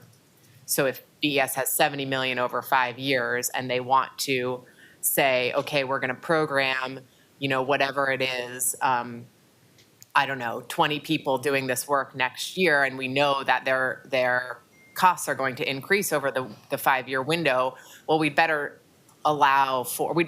project that out so that in year 5 we have enough money in our $70 million pot to be able to afford the costs of that. But the direction to them is sort of plan for that in your program, in your budgeting for that program, and don't, which is what we do for the general fund, right? We say, we know our expenses in year 5 of the 5-year forecast are going to be higher. We inflate the expenses and then ensure that we can pay for all of our general fund expenses by year 5 based on what we're programming in year 1. Commissioner, can I offer an example here? So for the other allocations to the bureaus that were getting 5 years worth of funding, when we programmed it at the beginning of the budget, so the decision packages were built with the bureau. So for example, using the BES example, we planned out the 5 years, and that $70 million allocation roughly captured the 5-year costs for the program at the beginning of the decision package. What we're talking about here with this Park 7 million was it was just sort of a trade out after the fact, so that programming didn't occur. We're sort of we're in real time having the conversation that we had back in, let's say, December with I see. BES. So Parks essentially is different than the other, even though theoretically it's the same problem, Yes. right? We have inflation that typically gets caught up in general fund allocations through the CAL process, but Parks is at a different place in this than those other bureaus that are recipient of multi-year PSEF awards. That's a fair, assessment of where we're at. Because my first instinct is why treat Parks differently than anybody else who got multi-year PSEF awards, but it does sound like the process was different here. We're different. It's the same process, we're just a different spot in the process, right? So I guess what I'm offering is we probably can figure out in the out years how to solve for that inflation gap, but because you're solving for next fiscal year, it's not the issue that we're trying to address. I know you're dealing with a budget note right now. I guess I'm offering that between BPS and Parks, we could probably figure out for the out years, fiscal years 25, 26 and out, how to make up that difference with CBO's help, of course. Yeah, I mean, I think ultimately what this budget note is doing is instructing the inflation to come from the general fund on the 7 million that was swapped for parks, urban forestry. The other options are essentially to go back to PSEF and ask for additional funding, or to sort of take it out essentially of the remainder of their existing lump sum or existing 5-year allocation for street trees. But isn't that, just to be crystal clear about the last scenario, that's essentially reducing the capacity to support the program with the existing allocate, right? I mean, because inflation's real. Yeah. I mean, the cost of service is going to be X amount more expensive next year than it is this year. The one distinction, Commissioner, is that with this additional 65 million that PSEF's giving, it's a generally unprogrammed amount of money. Parks has given us a general plan. We know it's still roughly not ideal what they were looking for to start, but there's room within that 65 million to also work with Parks to figure out what they're going to be programming now. We're sort of building the bike as we ride it with Parks on that one. So long-winded way of me saying, I think we can work with Parks to figure out how to capture some of that inflation with allocations that we already are aware of. Sonia and then Commissioner Maps after you're done. Happy budget day. Happy last budget day, Mayor. I know, I'm almost You kidding. seem really happy. One more full bump. Sonia Szymanski. We've got June. Your We've got deputy- June. Don't forget about that one. Yeah, that's true. Nothing happens in June. Deputy City Administrator for the Vibrant Community Service Area. What Donnie is saying is correct on the 65 million, which is a new investment for a still to be programmed on the margins program. What differentiates this one is that this is the $35 million over 5-year swap out for general fund, which supported an existing ongoing fixed cost, essentially, program. The impact of swapping in the PSEF is that it is a diminishing resource over time as inflation occurs. So we are creating out-year cuts for an existing ongoing program through the swap out. And what the amendment seeks to do is account for that and correct for that in future years. And my biggest trepidation to this is if we were treating other bureaus differently in a like swap out. That was my main. I don't want Parks to be punished. I also don't want them to get special No, treatment it's necessarily. it's a very fair question about fiscal policy. When we use PSEF in this way, I don't know if Parks is the only bureau in this situation of having received it as a swap for ongoing programming. If I So did- much of it was for new things and projects, not ongoing it. programs. PBOT, they have any examples of this? Well, I'll tell you, I'm getting texts from my budget people over at BES who say that we essentially have the same problem that Parks has in this space. Can I just, I think the difference, I think it is true that the issue of inflation eating away at a 5-year allocation over the course of the 5 years is true for every PSEF allocation that is made. Now, they could have given them the same amount of money, but framed it slightly differently, and the impact would have been exactly the same. But that is true.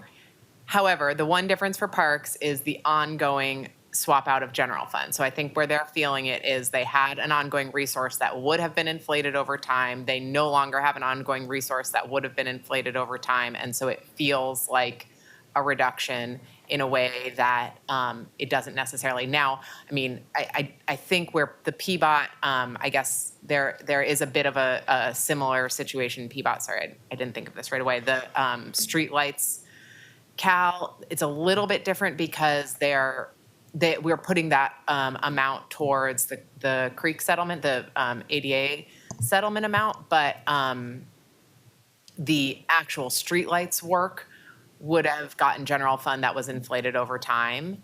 I don't know the impact of, there are some other differences in the exact allocations between the general fund amount for streetlights and the PSEF amount. I will also say the other thing to think about with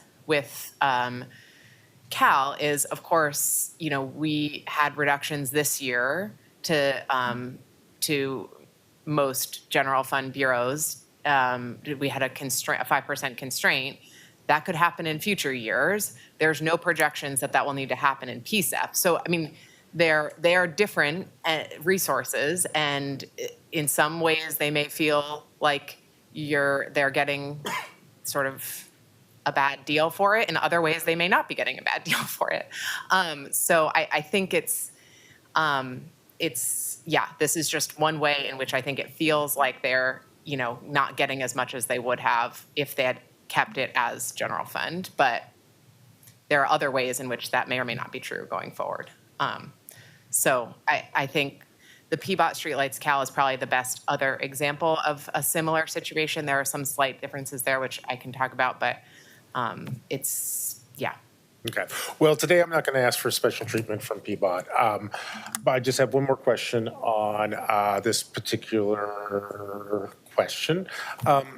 Is there any contingency associated with these dollars that are on the table, on the 7 million or the 5 mil? In terms of how it would be funded, or in terms of? Have you programmed out all 7 million? Oh. Yes. All right. Yeah, in terms of how it would be funded, so just mechanically how this works is it would go into the calculation, again, that the city economist does in the fall for the 25-26 fiscal year. And whatever that inflation number is on the 7 million, a couple 100,000 or so, essentially that shrinks the remaining pie of general fund. So that's just how additions to Cal work. They don't feel like a cut because you don't know where they're coming from, but they add to the known expenses that we have to pay, that we have to use our general fund revenues to pay for. I have one question, then maybe to you, Rita, and maybe to Commissioner Ryan. Could you maybe go back a step and just talk about direction with respect to Cal in future years? Because in one of my bureaus that actually caused a lot of pain, a council some years ago made direction that I inherited on how you adjust Cal, and in some ways we just unwinded it. But it as a maybe just editorialize as a general matter the use of direction to future year Cal adjustments. When is it appropriate? When is it not appropriate as a financial policy? Yeah, I mean, I think that's a good question, and I think, frankly, it's something we should, the city budget office and the DCA for budget and finance should should be looking at as we go into the new form of government, because I think, there's a number of examples of where this type of direction has happened, right? The returning tax increment finance budget note from 22-23, sort of pre-directed. And maybe Lindley can help me out here. This council cannot tie the hands of a future council Right. through a budget note. A budget note is not binding. It's just direction.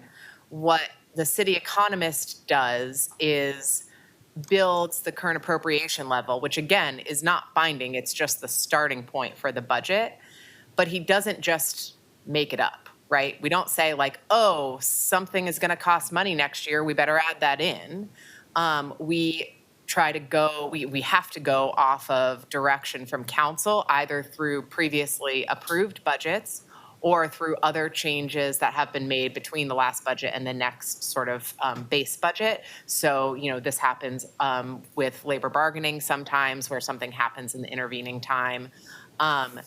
So I think the understanding has been it's appropriate for a budget note to sort of serve, that's been adopted to serve as that direction.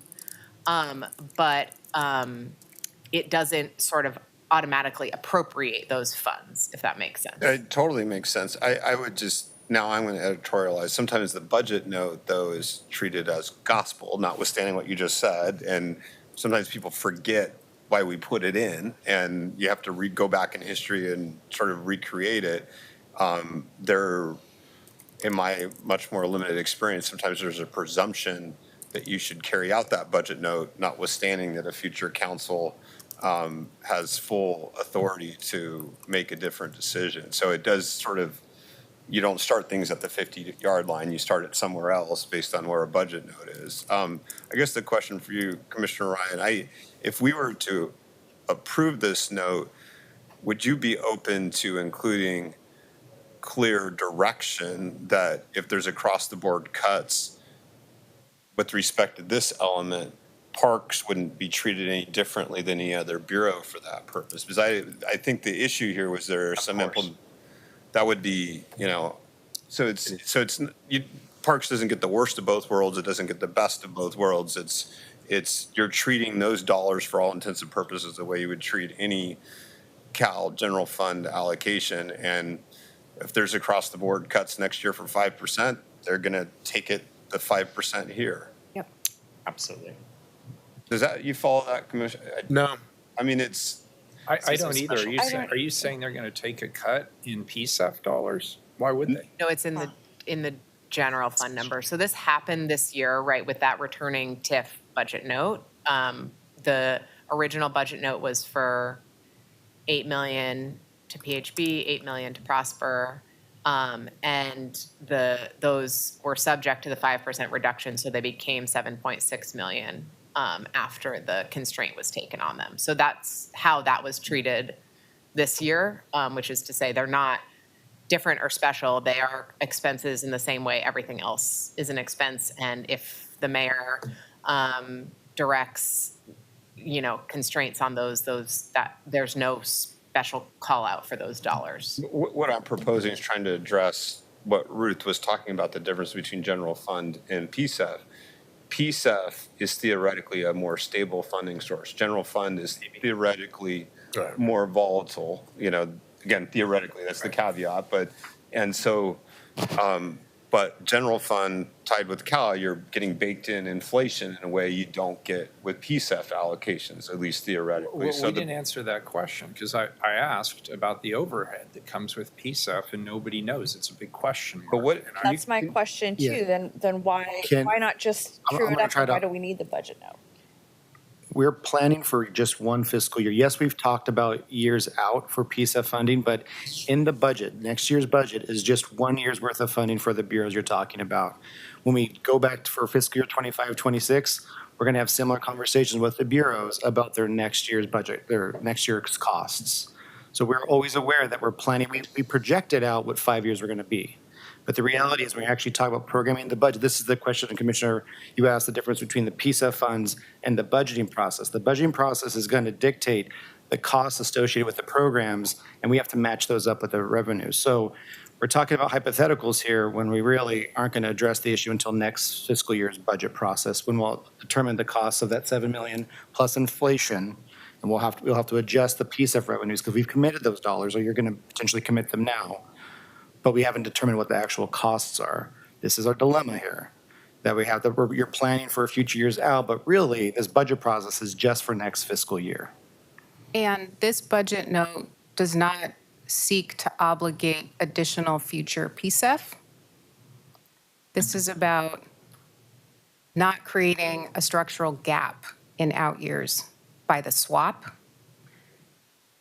PSEF doesn't index over time the way general fund does. So what this does is it says, for purposes of CAL adjustment, pretend like this is general fund.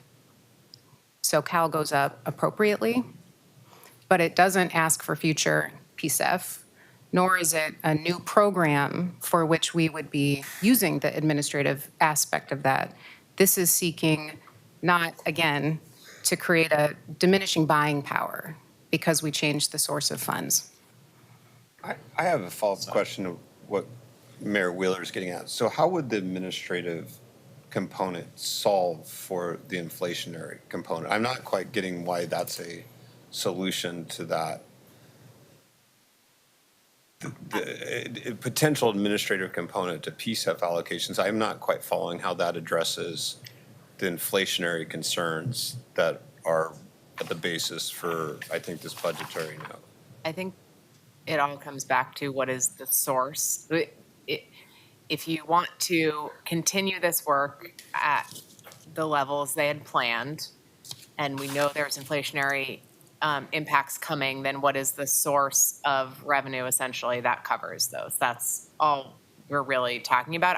I think there's, again, the options are, I think, PSEF, existing Parks General Fund, which maybe is what the mayor was getting at for his point about the administrative charges, or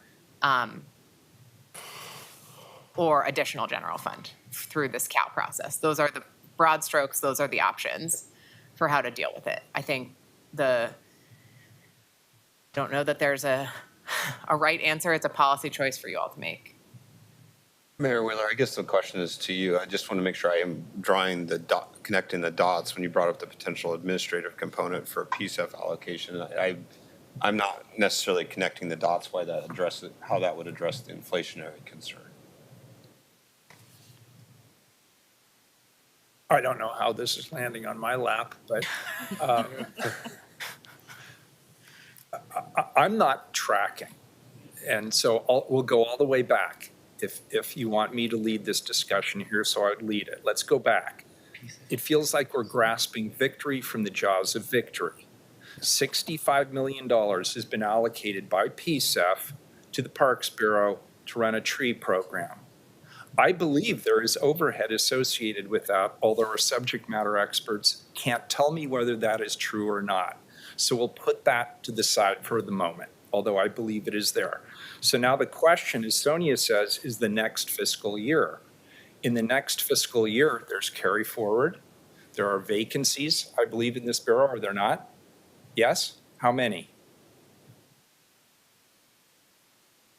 See how the day goes. Todd's now coming up as we Great, dig thank deeper you. into Parks, who's. No, not believe me, I seeking special don't want to treatment. go here, but We're not seeking I was special asked, treatment. so do we have vacancies in the Parks Bureau? Hi, Todd Lofgren, Vibrant Community Support Services. And so at the Parks Bureau with the Parks Levy, we expend all of the general fund resources each year because the Parks Levy is an additive resource to enhance services. And so while we might have a vacancy in a year, all of the general fund resources are expended each fiscal year. There is no carryover unless there's a project, for instance, a contract that's Okay, encumbered so you dollars. are representing to this council that there are no vacancies. Is that what I'm? No, we may have vacancies. That's what I'm asking. There are Any no, vacancies? there are no savings from those vacancies because we will expend all of those resources On what? our parks operating budget. About 1/3 of it is paid by Parks Levy. Okay, but you could use it 2/3 to is cover general inflation. fund. Just wait. I hear you. And then if you use the general fund that we have to pay for this CAL adjustment, there'll be a reduction in services somewhere else. So next year, we do have reserves from the Parks Levy to pay for our proposed budget that you have proposed, so we don't have any layoffs in this next year. The 5th year of the Parks Levy, we'll have expended all of the Parks Levy resources. And so we do have a multi-year gap closing effort that we're going to need to get to land a balanced budget for the 5th year of the Parks Levy. So when we start saying, let's take more general fund to pay for this inflationary cost, which is existing already, the urban forestry program, which is $7 million a year, we're swapping out PSEF into those dollars that already has CAL on it. Does this right? $7 million include any administration or overhead? It's everything in the urban forestry program, yes. Okay. That Could is it cover the inflationary? today, if that was Figure? general fund, not in the proposed budget that you have, but state general fund, it has CAL that goes with it. So the answer is yes. That's right. Okay. But we lose that when it becomes PSEF. Okay. No. So we're talking about the inflation on 7 million, is that correct? That's right. 7 million a year. Okay, we burned more staff time discussing this than we're actually going to save. I think I'll just ask one more question, and it goes to you, Ruth. I'm sorry to put you on the spot. Is this the fiscally responsible thing for us to do? I'll take your advice. I will say, I don't think that, I'm not sure it's a matter of fiscal responsibility. I think it is just a choice about where the resources come from.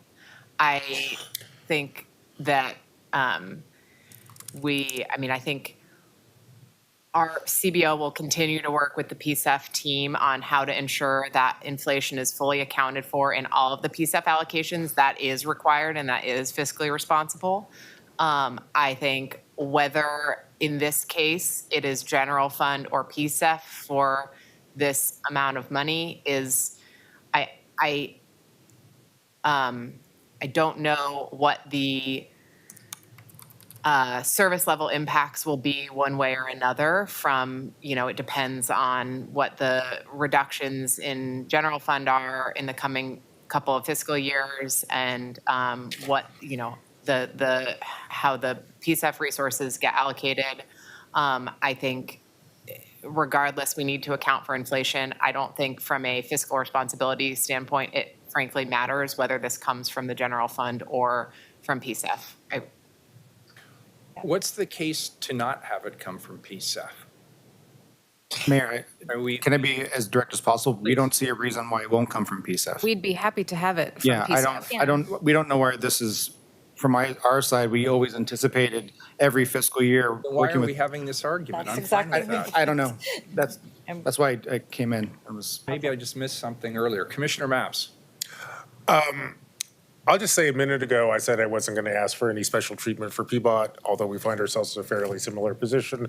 But, since we've been having this discussion, I've had both PBOT and BES reach out to me and say, we essentially have the same problem to the tune of about $1 million over 5 years for both of those bureaus. So, frankly, if I read the room and go, this thing is likely to pass, probably before we're done today, I would introduce a parallel amendment for BES and PBOT. And housing. Or And an housing. I an will gladly alternative partner could with you be- on that. So I'll be honest with you right now. I don't support this because All I right. think there are other strategies that are available, and I don't see why we would lock a future city council into only one of multiple strategies that are available to absorb inflation. Why would we do that?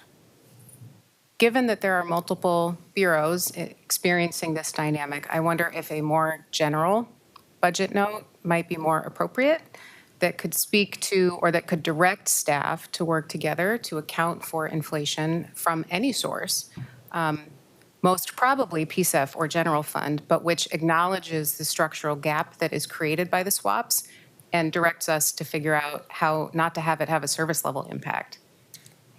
And apologies if this, I'll defer to Ruth on this one too, but throughout this whole process, when we were working with bureaus, we were solving for next fiscal year, right? We understood there was a 5-year projection, but we had to get this budget right first. There was never any commitments to the following years because we don't have those details yet. We don't understand CAL adjustments, inflation, et cetera. So I think it's appropriate to say that regardless of the bureau, the funding source of PSEF will address inflation. That's always been our working assumption.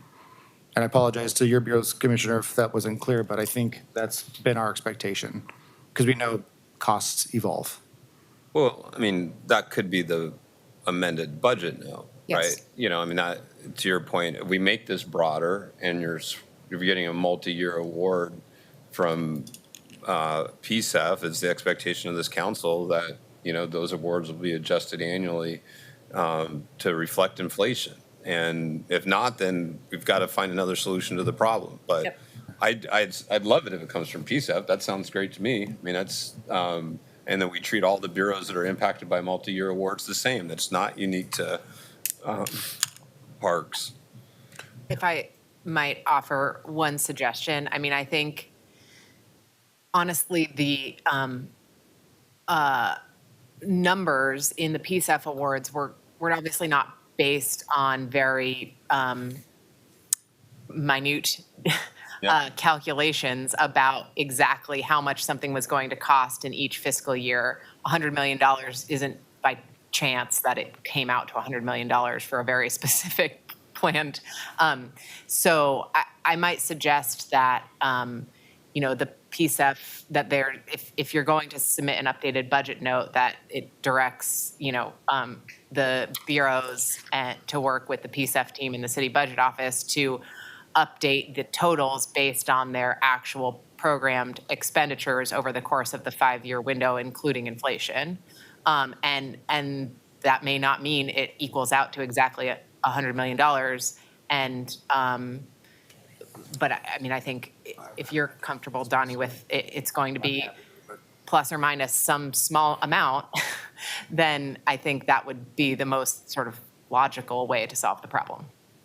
Colleagues, I'd like to suggest, I'd like to forward an amendment that basically says that. Second. Thank you. I'm open to it. I mean, that's I am too. I mean, that's Never All wanted right. special treatment. We wanted eyes wide open. That's why we're having this conversation. Maybe we can have the, how do I I have say a that? suggestion. And So we have a number of other amendments to still go Why through. don't you draft something? I was going to actually put it off onto somebody else. Perfect. This is All right. my idea. That's good. I think that if you or somebody on your staff could put into writing that simple thing, we could then have the commissioner offer a substitute, council could vote to substitute it, and then we could move forward on that. That'd be great. With me. Thank you. Great. That's good. All right, so we'll come back to Ryan 3. We'll move on to Ryan. That was Ryan 4. I'm sorry, correct, Dan, thank you. We'll come back to Ryan 4. We'll move on to Ryan 5. Okay. Colleagues, the next two amendments are more about policy decisions than actual dollars associated with them. For months, I've been in conversation with the mayor that park rangers are an integral part of the first responder system. As such, they should have been outside of the 5% CAL reduction. I understand that it's late in the process for this budget. If you support Amendment 5 indicating policy direction that rangers are part of the first responder system, Parks is willing to pull Amendment 6, and Parks will cover the cost this year.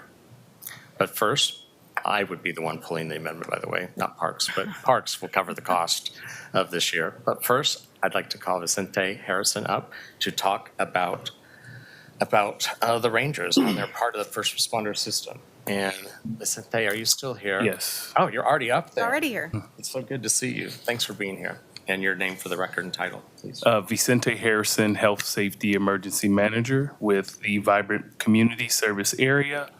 Thank you again, City Council, Mayor Wheeler.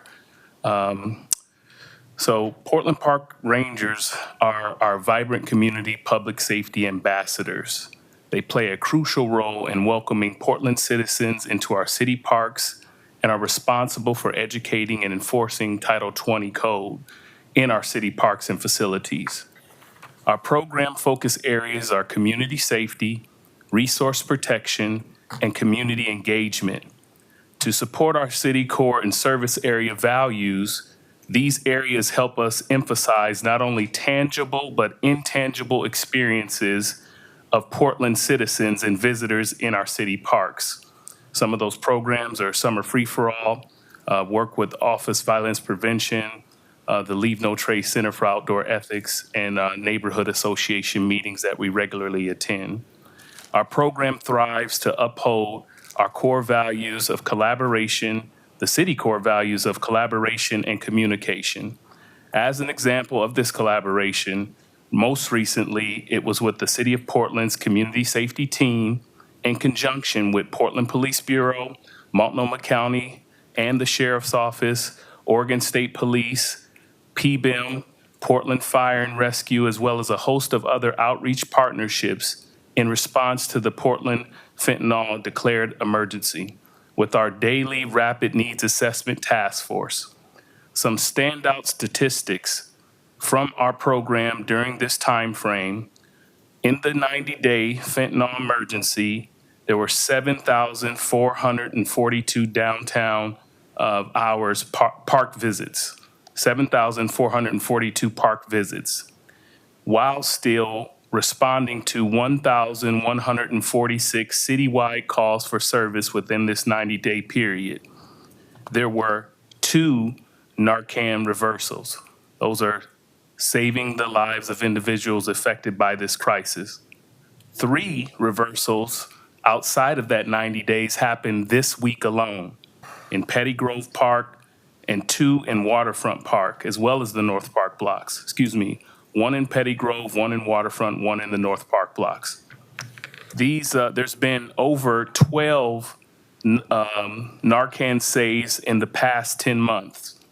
Park rangers have referred 177 during this 90-day period to shelter referrals and have made 2 treatment referrals in the collaboration of the Fentanyl Emergency Crisis Task Force Assessment. Our security leadership works directly with the Street Service Coordination Center and city outreach teams to coordinate outreach efforts in our parks. Collaboration with Portland Fire and wildfire hazard response zones and assessments with mitigation outreach services is critical in our natural spaces. Recent collaborations includes Portland Fire and Rescue Wildfire Preparedness Weekend. Others that were involved in this was Portland Fire, Oregon State Fire Marshals, Oregon Department, Fish, Game, and Wildlife, Forest Park Conservancy, as well as others.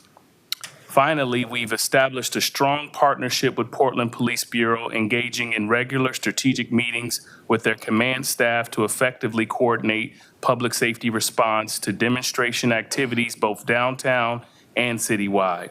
This collaboration effort has provided us with valuable insight on how to effectively utilize our combined resources to better serve the community and enhance public safety throughout the city. So with that being said, these proposed cuts would impact our ability to respond to these needs that are citywide. And I'll leave it there and turn it over to my colleagues, Park Service. Everything down? I think he covered the programs. Vicente, I have a question. Commissioner Maps. Yeah, you just referenced cuts. Which cuts are we talking about in this space? Sure, maybe I can talk to that.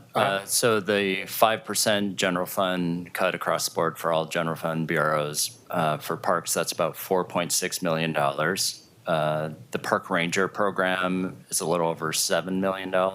And so the allocation is about a $375,000 cut to the parks budget.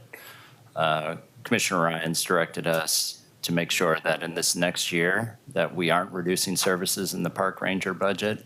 And that's what's in the mayor's proposed as well.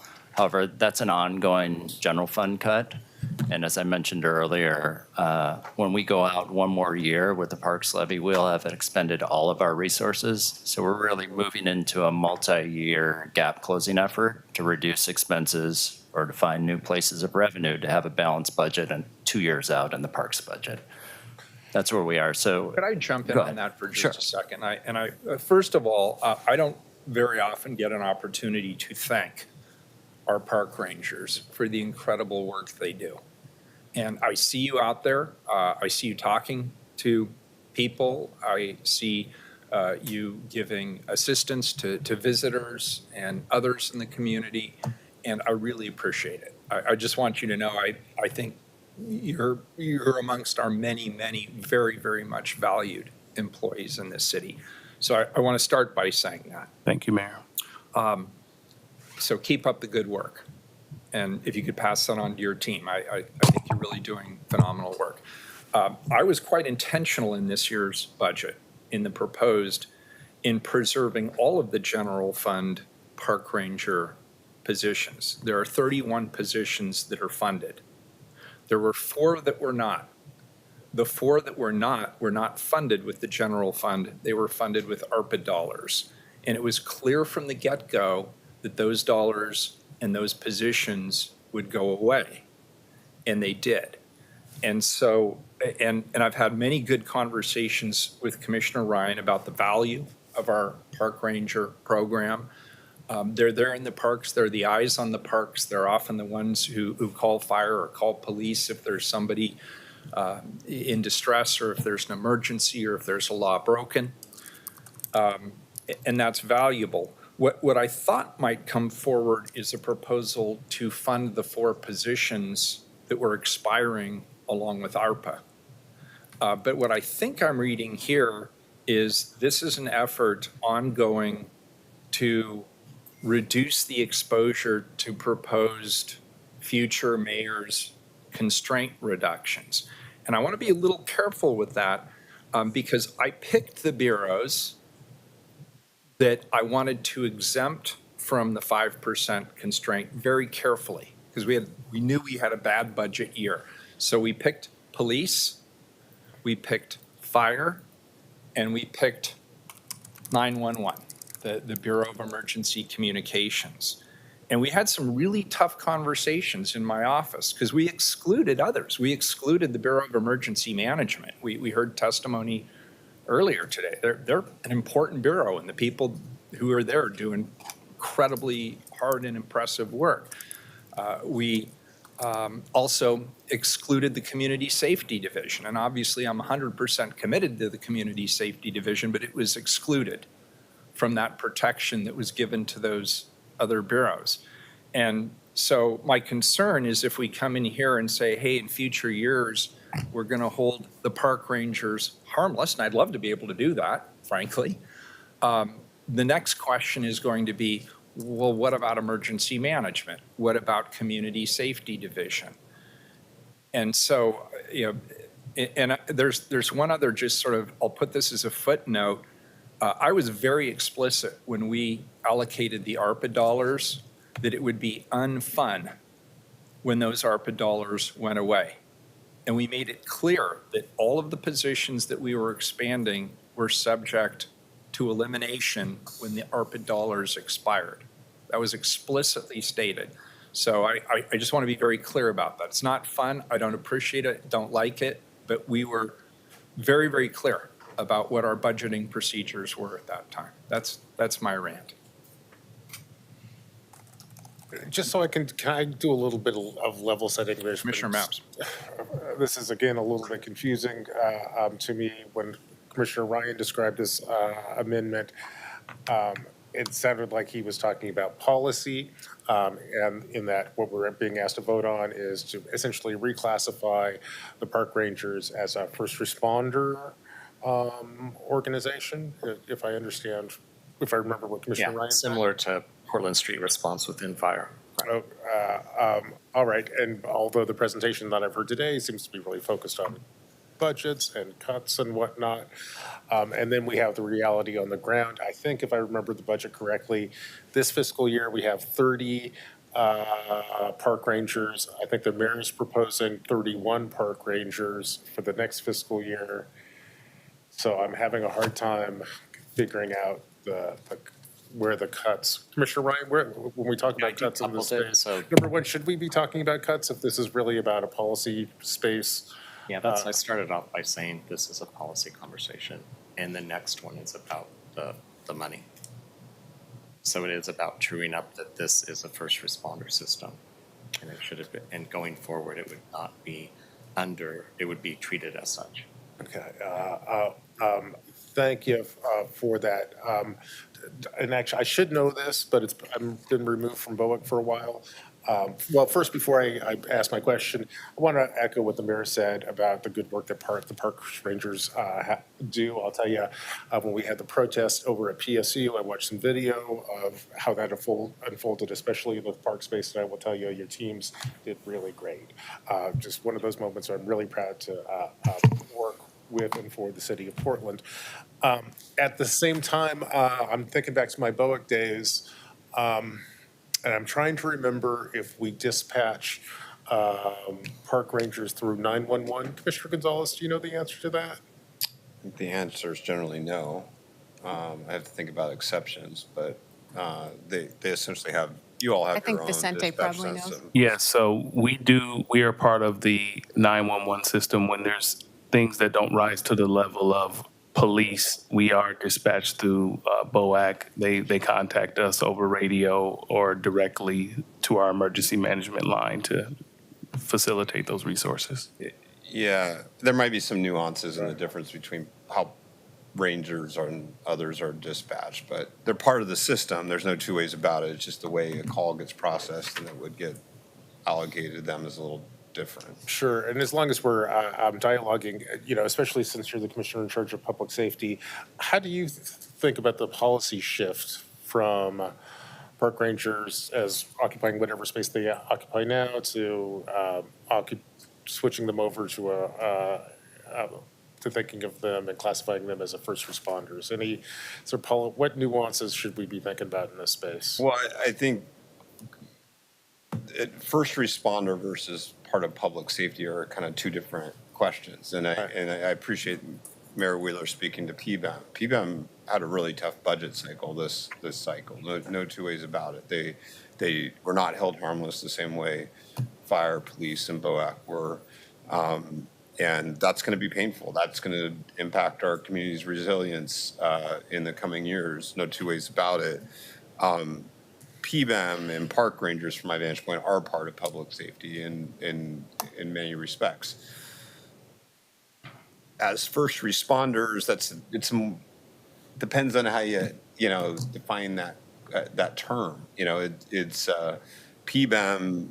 It spends a lot of time planning for emergencies, so there's a lot of their work that's not right in the moment.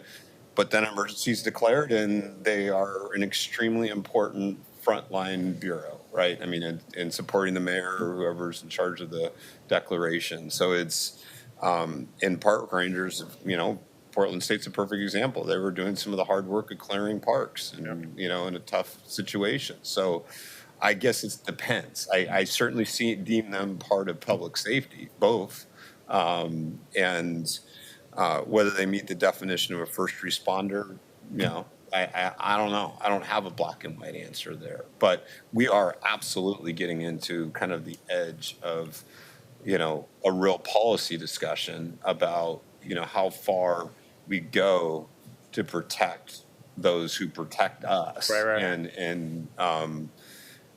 And so I'm not sure I'm answering your question, but I do think this is a policy issue for us, is how far we want to define that protection.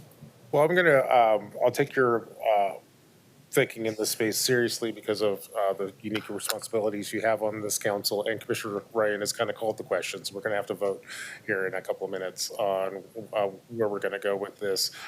Do you have a sense of how you're going to vote on this particular one? Well, I still have questions on 5 a little bit, because I'm not sure I 100% understand the mechanics of it. So I get conceptually, we're trying to line up park rangers, big picture with the way we treated like Portland's fire, street police.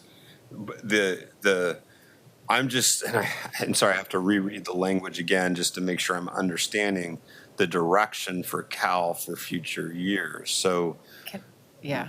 maybe you could give me the baby steps on the mechanics here. Sure. So, in some ways, not dissimilar from the previous conversation Okay. we just had, it directs the city economist to add $375,298 into Cal for beginning in 25-26. So essentially, it's Or the park rangers? into the, we don't do it sort of at that sub-program level. We just do it for Portland It's not Park. for the So it park would just, I mean, that's a decision for the Bureau. But it's to not make with it. specifically reserved for the park rangers. No, it's not. I mean, not mechanically through the way we do Cal, no. It just goes into the line for Portland Parks and Recreation. It just gets added. And then going forward, that would be added to their base of, I don't know if somebody can tell me the Parks GFD base, I don't know, roughly. $80 million roughly. So that, it just gets added and it would be in there ongoing from there. So I'm gonna try and interpret what you just said and make sure I got this right. Let's say the parks budget was 100 million for a second. They took a 5% cut. That include, the 100 million includes the cost of park rangers. So while we essentially held harmless the 30 or 31, I've kind of lost track of what the 31, he's got it down, the 31 positions. In that scenario, Parks was still dealing with the $5 million cut Correct. Yeah, to Cal. their cut in 24, 25 of general fund was roughly $4 million, a little more. 4.6. That number they've got. And so, So yes, so, and that sort of, and this calculation is basically backing out and saying, well, imagine for a second you had taken the park rangers out of that calculation. Right. Of that, of the roughly $80 million that gave us that $4.6 million constraint amount, then they would have gotten $375,000 more in 24, 25. this is similar to the other conversation, Yes. right? This is Similar mechanism, yes. It's a little less convoluted because it doesn't require calculating inflation, but yes. I hate to be giving parks so much stuff in one day, but I get the logic of it at least. I mean, you're trying to protect those park ranger positions No. and, well, That's let not me be what clear. they said. Let me be clear. So you're trying to protect the appropriation associated with those 31 park ranger positions into future years. If you don't do the 375, it's really impacting parks as a whole, but it's to reflect protecting the 31 park rangers. Yes. To the mayor's point, his proposed budget saves, actually, we're not proposing any layoffs in the next fiscal year, but the fiscal year after that, we will be looking at reductions because the parks levy will be fully expended that year.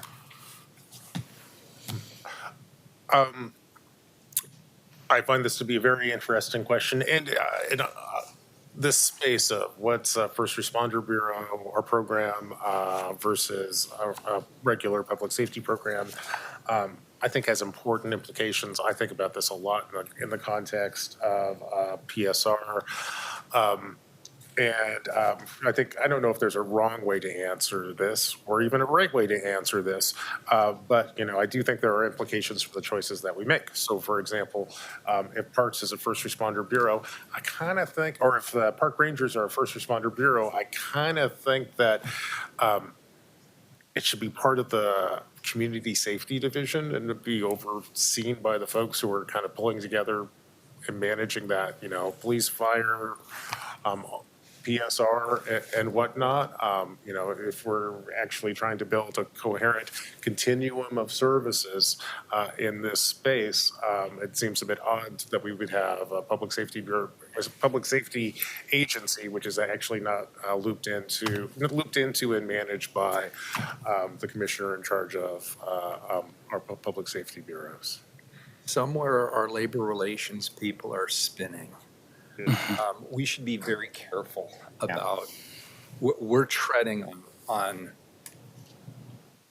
areas of labor management that a lot of people care very, very deeply about. And we've spent a lot of time in these discussions as we created Portland Street Responses. We talked about the expansion of the Park Ranger program, the creation and expansion of the PS3 program. I just want to be mindful that as we're discussing these things up here, we're sort of putting that aside for a moment, right?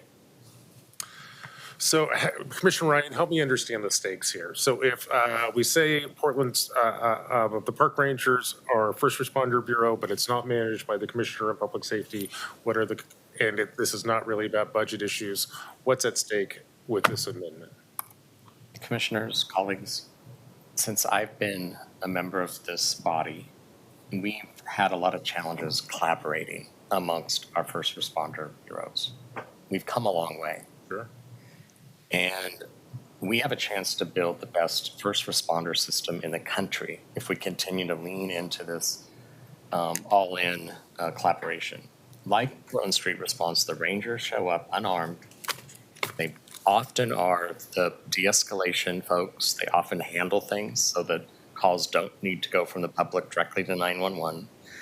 They attend the meetings. Now they're part of the system. Over the last couple of years, that's really accelerated. Thank you for your leadership.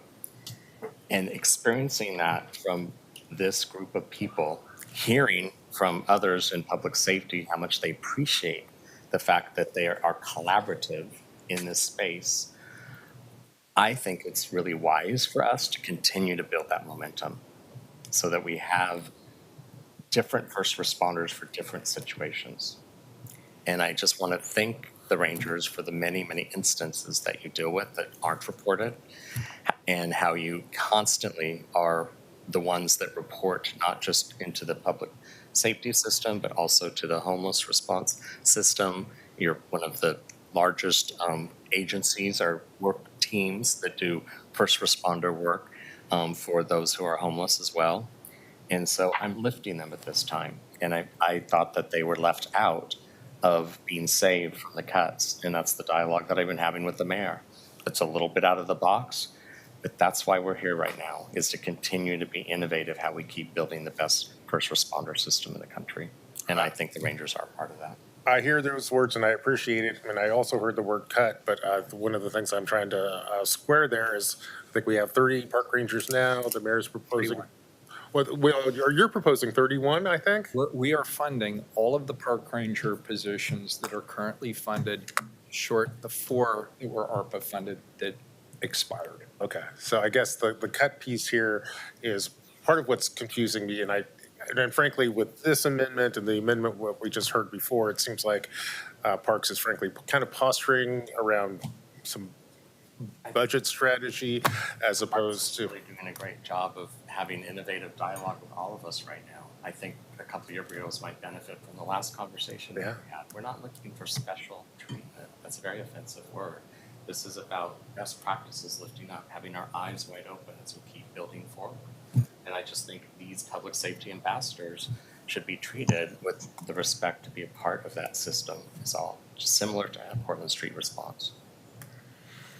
And just to be clear, when you're referring to Portland Street Response, you're referring to the ongoing stabilization of the program that was received in the mayor's proposed, that we swapped out. Yeah, they were, well. I don't think the debates on that. Yeah, I mean, I get conceptually what you're saying. I'm not sure it quite played out as saved with some, but they were given assurances of an ongoing going forward. Mayor, I haven't really focused on the direction you gave in your budget on the 31 positions. It was not my bureau, and can you provide any other color than you were Absolutely. on what Yeah, 100%. Thank you for asking. So this falls under the general category of elections have consequences. I made a decision to prioritize public safety in this budget. I did not have the resources to prioritize all of public safety. We made some tough decisions. So police, fire, our 911 emergency response systems, they were all excluded from the 5% constraint. During the budget process, we also chose to support the Portland Street Response program in its larger pilot format. In other words, they got exactly the same funding they got last year, plus we added a little bit of extra anticipating growth in costs between now and the end of the fiscal year. And for those positions, that were not ongoing, we swapped out one time for ongoing resources. There were obviously, there's pages and pages of other things that are included there, but basically the constraint was 5% for all of those bureaus, excluding the 3 that I mentioned. That was the overall guidance. There was more to it, but that's Well, and short answer. my really precise question was about park rangers, how they fit into that. So they're part of a bureau that took a 5% cut, but they're. Yes, the Parks Bureau is still, the general fund portion of the Parks Bureau, the non-levy portion, was still subjected to the 5% constraint. But I chose in the proposed budget to hold harmless the Park Ranger program, specifically less the 4 positions that were actually funded through ARPA. And that was my decision. A mayor next year could make a very different decision, and I acknowledge that. I mean, that's just the way it is. Different elected officials will have different priorities. That's democracy. Sonia, did you want to? Well, this is a little tangly. The park ranger program was not cut in the mayor's proposed, but the park ranger budget was included in the base on which the constraint was That's calculated. correct. That is correct. Thank you. So we are able then to backfill the general $4.5 million cut with levy. So there will not be a service level impact in the ranger program next year, but we will have less levy money next year and the following. The more we pull forward to backfill general fund, the less we have. So those are the mechanics of how it hits. And what you're flagging is the originating policy question or position that drew the circle around police, fire, 911, but not rangers. Colleagues, it's getting late in the day, and I know we've had some people waiting very patiently. I'll just lay my cards on the table for this amendment and the next amendment. I'm going to vote no on this amendment, although substantively there's some interesting questions or opportunities that are maybe raised here. But one of the reasons why I'm going to vote no is because Ryan Amendment 6, I believe, proposes how to, it basically builds off the amendment before us. And that amendment proposes to pull dollars out of the programs that we use, the dollars that we use to manage our houseless problem in order to hire park rangers. I am frankly kind of mystified by that. I tell you, I've been in this room since 8:30 this morning, and I've had members of the media reaching out to me all day wanting to get my understanding of what Commissioner Ryan's trying to do in this space, and I don't understand why these particular choices would be made given the challenges that we face on the street. Love the Park Ranger program. If you come with a proposal to actually increase funding for the Park Ranger program, in most cases, I would actually support it. Certainly, I'm not going to support pulling dollars out of IRP in order to do that, which is why I'm going to be a no on this, and I will be a no on the next one. Well, I will be pulling the last one if this one passes. Okay, well. Just thought I would remind you of that. All right. So there's no need. Okay, so, and don't let me forget to go back to the substitute on 4, but do we have further discussion on Ryan 5? Commissioner Just want to say, I'm going to be supportive of it because I think it reflects the concept of protecting those 31 park rangers. It is complicated because within this budget, it feels like the things are fungible, but I think 5 is consistent with the spirit of what you were attempting to do in the proposed and protecting the 31 positions. I don't know where I sit on 6. I haven't gotten that far, but I'm good with 5. All right, please call the roll on Amendment 5. Ryan 5. Yes, aye. Thank you Gonzalez. for this great conversation. It was much needed. Gonzalez. Aye. Phelps. No. Rubio. I just want to say I really support the Rangers. I think they do excellent work. I was so honored to get to work with them in my first 2 years. I fully support their being considered as part of the public safety responder system. I do believe in that deeply. I wish that we had the opportunity to have more of a dialogue about what those roles and responsibilities look like, or that this was split into policy and then budget. So I'm still very open to that. But for today, since we're being forced to vote today, I don't feel ready that I know all the pieces. But I'm very interested in supporting and getting there. So I vote no. Wheeler. One of the reasons that I supported the park ranger program specifically in the proposed budget is the work is very, very difficult. Not only are you and your teams the ones who are out there early in the morning and potentially late in the evening and enforcing our codes, which need to be enforced, and people aren't always very nice about it when codes are enforced. And sometimes those of us who work inside, for the most part, forget that you're out there in Portland, Oregon, when it's really, really hot, when it's really, really cold, and everything in between. Think lots of rain. And I support that. This amendment falls short, however, of what I think is proposed. It could potentially protect the park ranger program going forward or not. And that's the problem with it is, again, it gets down to the choice of the proposed budget, whether or not that additional general fund support goes to the Rangers program or some other priority. It's not baked in. I'm also mindful of the fact that if we support this, then we're going to have some explaining to do to the Community Safety Division as well as the Office of Emergency Management. And I guarantee you that both of those divisions do equally important and often very taxing work on behalf of the people of this community. And again, it was my choice during this proposed budget to fund the Park Rangers program. But on this amendment, given that it is a forward-looking budgetary item, given that it potentially ties the hands of future decision makers, I vote no, and the amendment fails. To Ryan 6. Yes, I will pull that. I'm glad we had a conversation about the Rangers. This is a marathon, and we will continue that dialogue. And I'm proud that we spent some time on it today. Thank you so much, Vincent, for being here today, and to all the park rangers for being a part of the first responder system and showing up. And so Commissioner well. And I will pull number 6. Without objection. Thank you for bringing it forward, because this isn't a conversation we've had.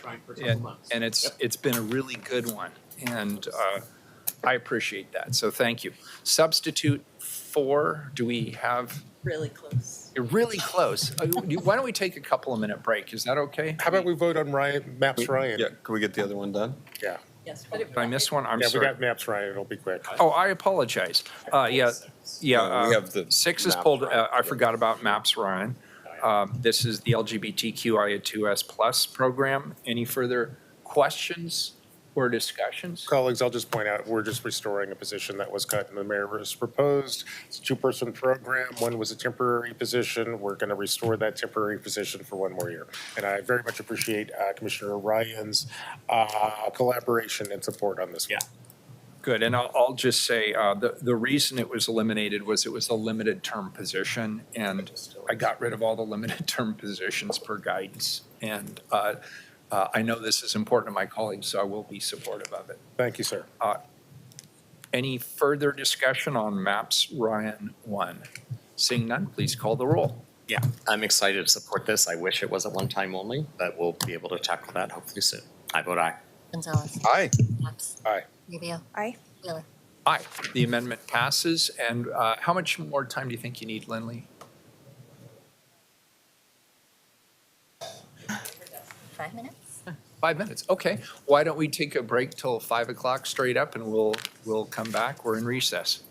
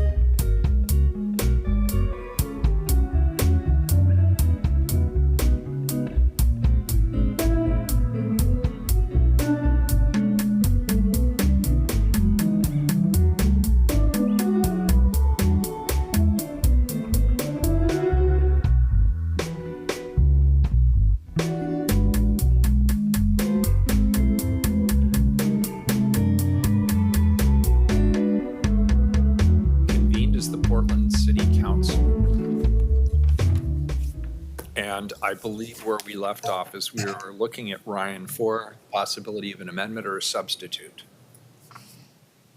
Mr. Mayor, I think I Commissioner might Maps. be on point on this one. I think the clerk has a copy, a draft of the proposed amendment that's going to be thrown up on the screen. Ta-da. Ta-da. And this reflects the conversation that we had earlier. Commissioner Ryan, you and I and council need to decide how we want to proceed here. I believe, according to staff, we could treat this as a friendly amendment, or you also could pull your amendment and we could swap in this one. Do you have a preference in terms of how you want to proceed? I'm reading it with all of us at this moment. Okay. And I'm just pleased that, again, there was no special treatment with that. We were just wanted to have our eyes wide open for the future. And so it's great that you're welcoming that and you're joining this process. Thank you, Commissioner Maps. So I'll interpret that. And so that will probably be, if I like this, it'll be Ryan and Maps one, right? Because it's still the same one, right? I'll defer to the, I'll defer to I still want to be the canceled. lawyer in terms of how we should frame Kind of getting this. used to it, but yeah. I think it's fine, but it would probably be Ryan and Maps 2, since there already is a Ryan and Maps 1. Mr. Rubio, would you want in on this one? No, it's go. All right. Rubio. Can I ask a question about it, or is it ready? Yeah, go ahead. Yeah, ask questions. Why do we need to address one time for inflationary factor? I'm looking at the sentence, it includes general fund discretionary resources, both ongoing and one time is being swapped out. We could strike that. That's fine. Okay. I'd propose, unless I'm missing something, I'd propose that being struck. I don't think inflationary factor plays a role in one time. That's fine. Do we have to do that as a formal thing, or can we, That looks like a Scribner's error to me. Go ahead and just erase it. Hasn't been read. It hasn't been introduced yet, really, so it hasn't been moved. all right. Well, and by We'll definition. wordsmith it on the go, and then we'll introduce it. I mean, I'm just generally speaking out loud. Does anyone see a problem with that? I think it's, okay. That's fine. I think you're right. Okay, Commissioner Ryan, do you want, or I see the clerk looking pensive. Oh, no, I What's was up? just going to ask which part should be struck. In line 2, strike the and one time. Thank you. As And well as both. the word both. Yeah. And both. There we go. Okay. And then I had a question about the last sentence in that paragraph. What's that trying to address? Is that to keep budgetary law, or is that? No, it's just 1% was sort of on the fly, honestly. It's just to say the exact number may be different from the actual allocation because we are programming large amounts of dollars and we are including inflation. And so this is just recognizing that there's a little wiggle room in the exact number. You don't have to make your dollars add up to exactly 100 million. But this isn't like carte blanche to ask for tons more money. It's just to say, we're just recognizing things are changing a little bit. It may end up that they program out to exactly $100 million, or it may end up that it's slightly more because now they've realized they've accounted for inflation. It's just a little wiggle room. But just so I'm clear, 1% is so much lower than anticipated inflation. Could that sentence be misconstrued to inadvertently put a cap on the inflationary factor? I'm just trying to be, what is the 1%? I guess So I with- was or just. what budget yeah. does it apply It could to? be misconstrued because our team did, but I don't read it to cap the inflation. No. I read it to cap the underlying scope of what we're funding. And I think if programs wanted to propose additional investment, they would do it separately through the budget process. Yes. So it's sort of like the baseline budget may be adjusted like on rounding, or what are the factors that are adjusting that baseline budget? I mean, I think inflation, but also just frankly, once you go to build a budget, it's different than putting a proposal together, right? So It's just recognizing we're going from the proposal phase where bureaus said, this is what we can do and this is how much we need to do it. And there were varying levels of detail baked into those proposals. And in some cases, bureaus are working on developing that detail right now and in conjunction with the PSEF staff. And this is just to say, come back with your full list with those details, and that may mean it'll change a little bit. I think if your point is they should get more than 1% above what they were allocated, I don't know, maybe we could add a roughly. It's not really intent, it's just intended to convey this isn't an opening to ask for a ton more money for anything. So I hope I'm not over wordsmithing this, but so the prior census they're all boroughs receiving PSEF for multiple years should provide the PSEF team, CBO, with details of programmatic expenditures. And I'm going to skip the rest of that. So when we say the total budget, are we talking about the programmatic expenditures, or what does the total budget in the final sentence mean? What's that referring to? The total budget for the program that's funded with the PSEF dollars. So in the case that we were just talking about, it would be the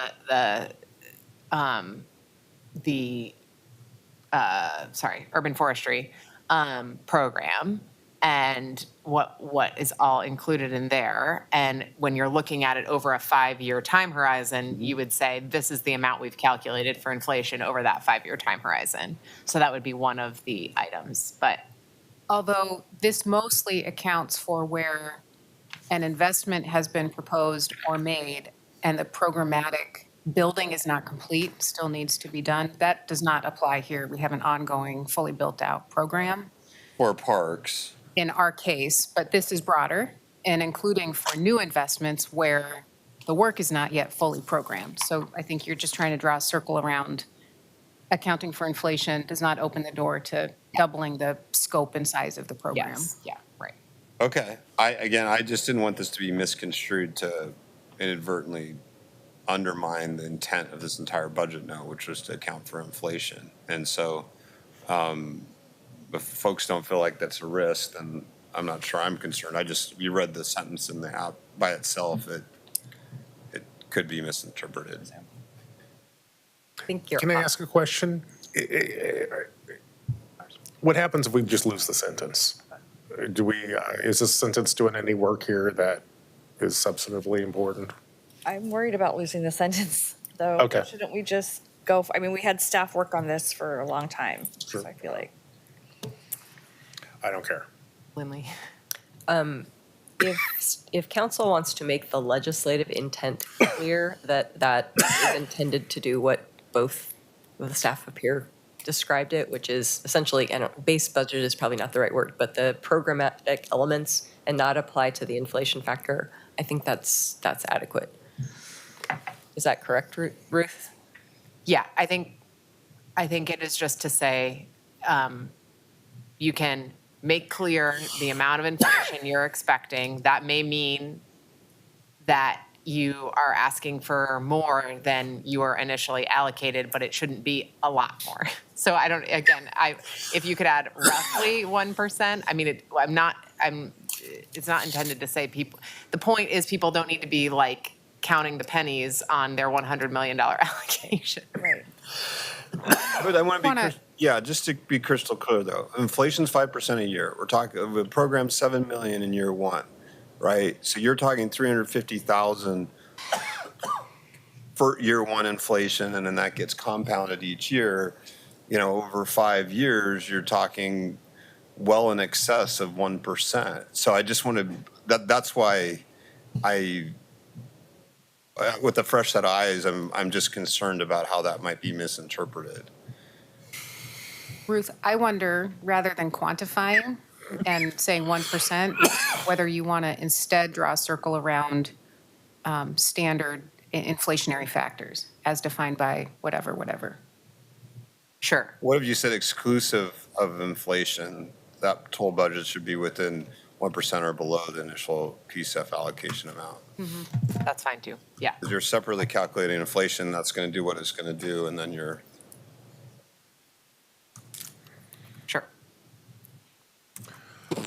Are we ready to move? My colleagues, I'd like to move Ryan Maps 2. Can I get a second? Second. So do we want to introduce this as a substitute, or do you want to just add it as an amendment, and then Commissioner Ryan, we can either vote on his amendment or pull it, but we should do one or the other. I like efficiency, as you know, so I think we pull mine, and Okay. this evolved to bring along maps on his bureaus who have a similar situation. Please read So Ryan glad that 4 was all first. Hold displayed that thought. today. Read Thank you, Ryan Parks, 4, for please. providing that intelligence.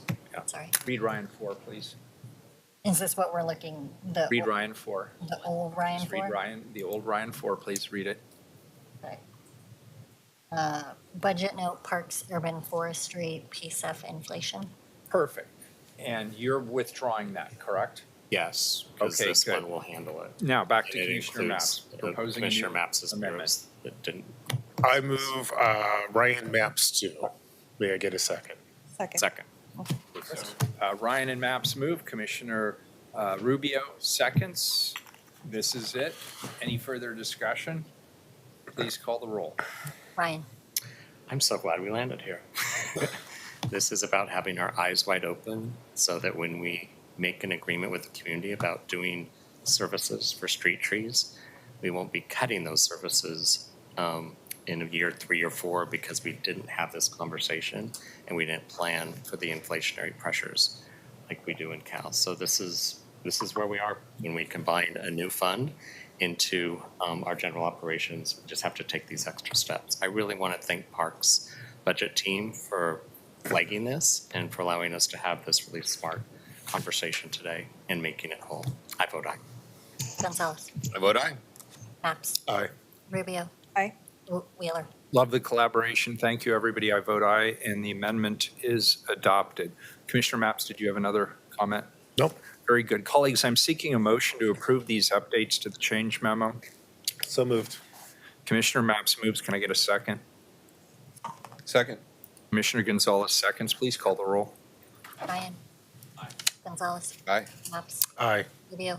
Aye. Wheeler. Aye. Colleagues, it passes. Colleagues, we will now vote to approve the changes our individual floor amendments have made to attachments B, C, and D of the memo is associated with the budget. This has the effect of incorporating all of the changes so that the approved budget, which we will vote on next, reflects our amendments. Can I get a motion? So moved. Commissioner Maps moves. Can I get a second?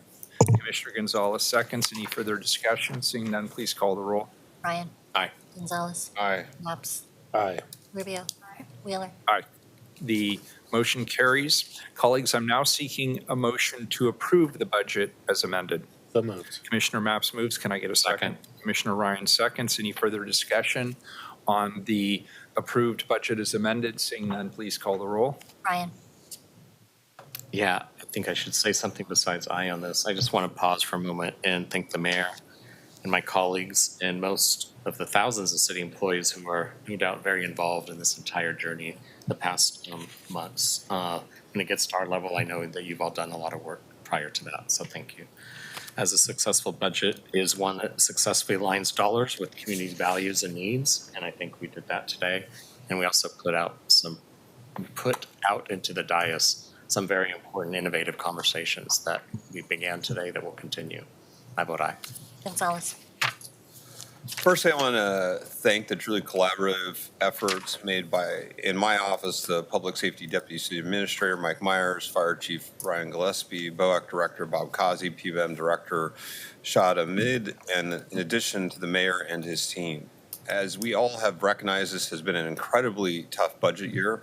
I appreciate the Mayor and Portlanders for supporting and prioritizing funding for public safety across the board in this year's budget.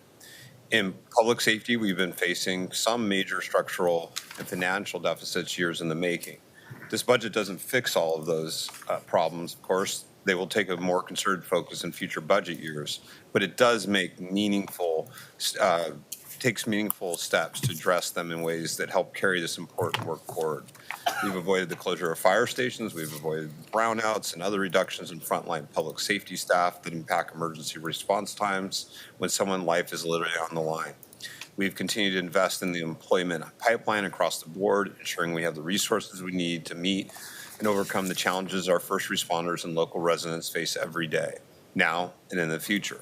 We've also funded our alternative response programs at current operational level, PSR in particular, with ongoing dollars, ensuring no effective cuts, setting them on solid foundation for long-term success as a permanent part of the first responder continuum of care. We've effectively managed to balance the fix of these deeply rooted problems against voters' clear priorities to maintain and improve emergency response times and restore a sense of safety to our common space. This has been due in no small part to the fact that we went into the budget process this year as a unified service area. That the effective balancing of problem solving while maintaining our commitment to addressing the serious challenges currently confronting our city speaks to the impact and potential our new form of government can have in making Portland a city that works again. I vote aye. Maps. Aye. Rubio. Aye. Wheeler. Aye. The motion carries. Colleagues, as the Budget Committee, we must also approve the tax levies. The city shall levy its full permanent rate of $4.5770 per $1,000 of assessed value and $32,589,672 for the payment of voter-approved general obligation bond principal and interest, and $243,377,602 for the obligations for fire and police disability and retirement fund, and $0.08 per $1,000 of assessed value for the parks local option levy, and $0.4026 per $1,000 of assessed value for the children's levy. Mayor, I apologize, but I need to interrupt. You will you please reread the parks local option levy amount? The parks, $0.8, right? Correct, you had said 0.08. Oh, I did? Sorry. I'm sorry. It's late in the afternoon. $0.8000 per $1,000 of assessed value for the parks local option levy, and $0.4026 per $1,000 of assessed value for the children's levy. Furthermore, the city shall levy the amounts listed in attachment E for urban renewal collections. I'm seeking a motion to approve the tax levies. So moved. Commissioner Maps moves. Can I get a second? Second from Commissioner Gonzalez. Any further discussion? Please call the roll. Ryan. Aye. Gonzalez. Aye. Maps. Aye. Rubio. Aye. Wheeler. Aye. The motion carries. Director Levine, back to you. All right, thank you all. Now that the budget has been approved by council, the approved budget will be sent to the Tax Supervising Conservation Commission for review. As I said, they have 20 days to review the budget, and then they will conduct a hearing on the approved budget on June 11th at 9:30 a.m. So we will see you back here then. Final budget adoption is Wednesday, June 12th at 2 p.m. Testimony can be received at both of those hearings. Thank you. Colleagues, this meeting of the City of Portland Budget Committee is now adjourned. And Keelan, please read item 391, a report. City Council convenes as Prosper Portland Budget Committee to approve the FY 2024-25 budget. Colleagues, I'm now convening the Prosper Portland Budget Committee for the purpose of approving the fiscal year 2024-25 budget. The Prosper Portland Budget Committee received the proposed budget and conducted a hearing to receive testimony back on May 8th. The Budget Committee received the approved budget memo and Exhibit A to Resolution 7531 on May 10th. Now I am convening the Prosper Portland Budget Committee. Keelan, please call the roll. Ryan. Here. Gonzalez. Here. Maps. Here. Rubio. Here. Wheeler. Here. The approved budget memo in Exhibit A corresponds to the proposed budget received by the Budget Committee on May 3rd, 2024, and presented by Prosper Portland staff on May 8th, 2024. Exhibit A to the resolution aligns to the total appropriations included in the approved budget for the City of Portland General Fund, recreational cannabis tax, and American Rescue Plan funds appropriated to Prosper Portland. This week, we will vote to approve the report, which approves Resolution 7531, as well as Exhibit A. Keelan, do we have any public testimony? Oh, great question.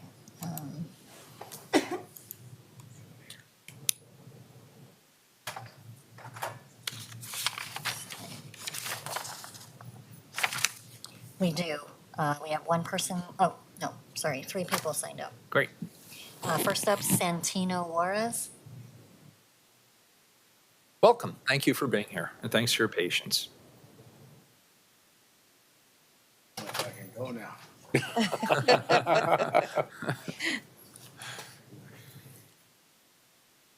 And name for the record, if you don't mind, Santino. One second. There you go. Good afternoon or good evening, whatever we are now. My name is Tino. I'm a local carpenter that works in the Portland Metro. And I figure since we're in a meeting talking about money and finances, I would love to share with you guys real quickly, if I may, the finances that go on a regular worker that works here in our area. Right now, the Portland Metro, the minimum wage, as you all know, is $15.95 an hour. That means that an average worker monthly is making $4,306. Yearly, his annual income can be $51,678. And with the rise of inflation, what a low salary to make a living in the Portland city. I wish I can tell you that in the construction industry that this wage was even better, but I'm here to tell you what I normally see on projects that go on right here in the Portland metro area. I see workers that are working 9 to 11 hours a day. They're getting paid $100, $120 cash under the table. That's $720 a week. That's $3,240 a month. If you do that annually, that's $38,880. Times that by 20 workers, that's on an average job site, you're looking at $777,600 of unreported income. And now, if you take that same equation on what minimum wage is supposed to be and what that worker is supposed to get, the difference is $555,960, if I said that right.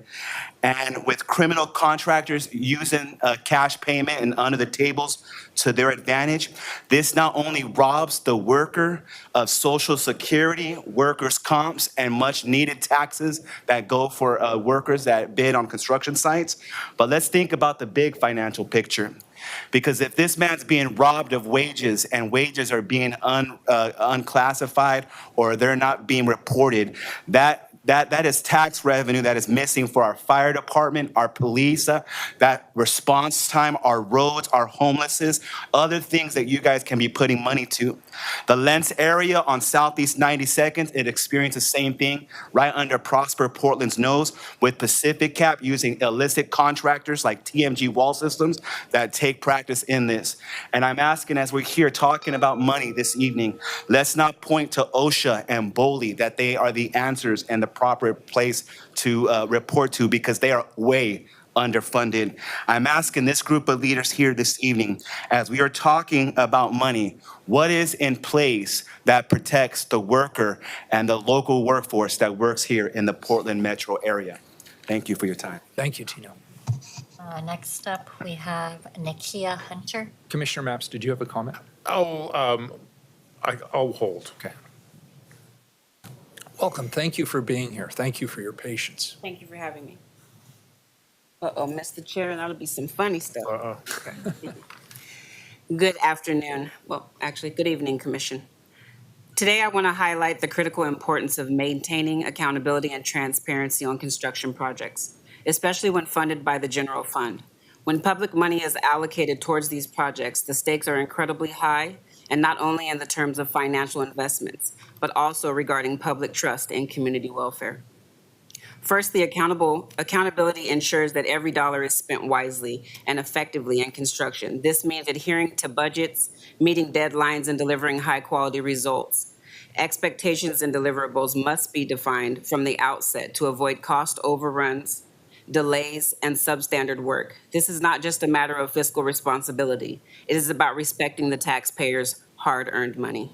However, it has come to our attention that some contractors are misrepresenting our intentions.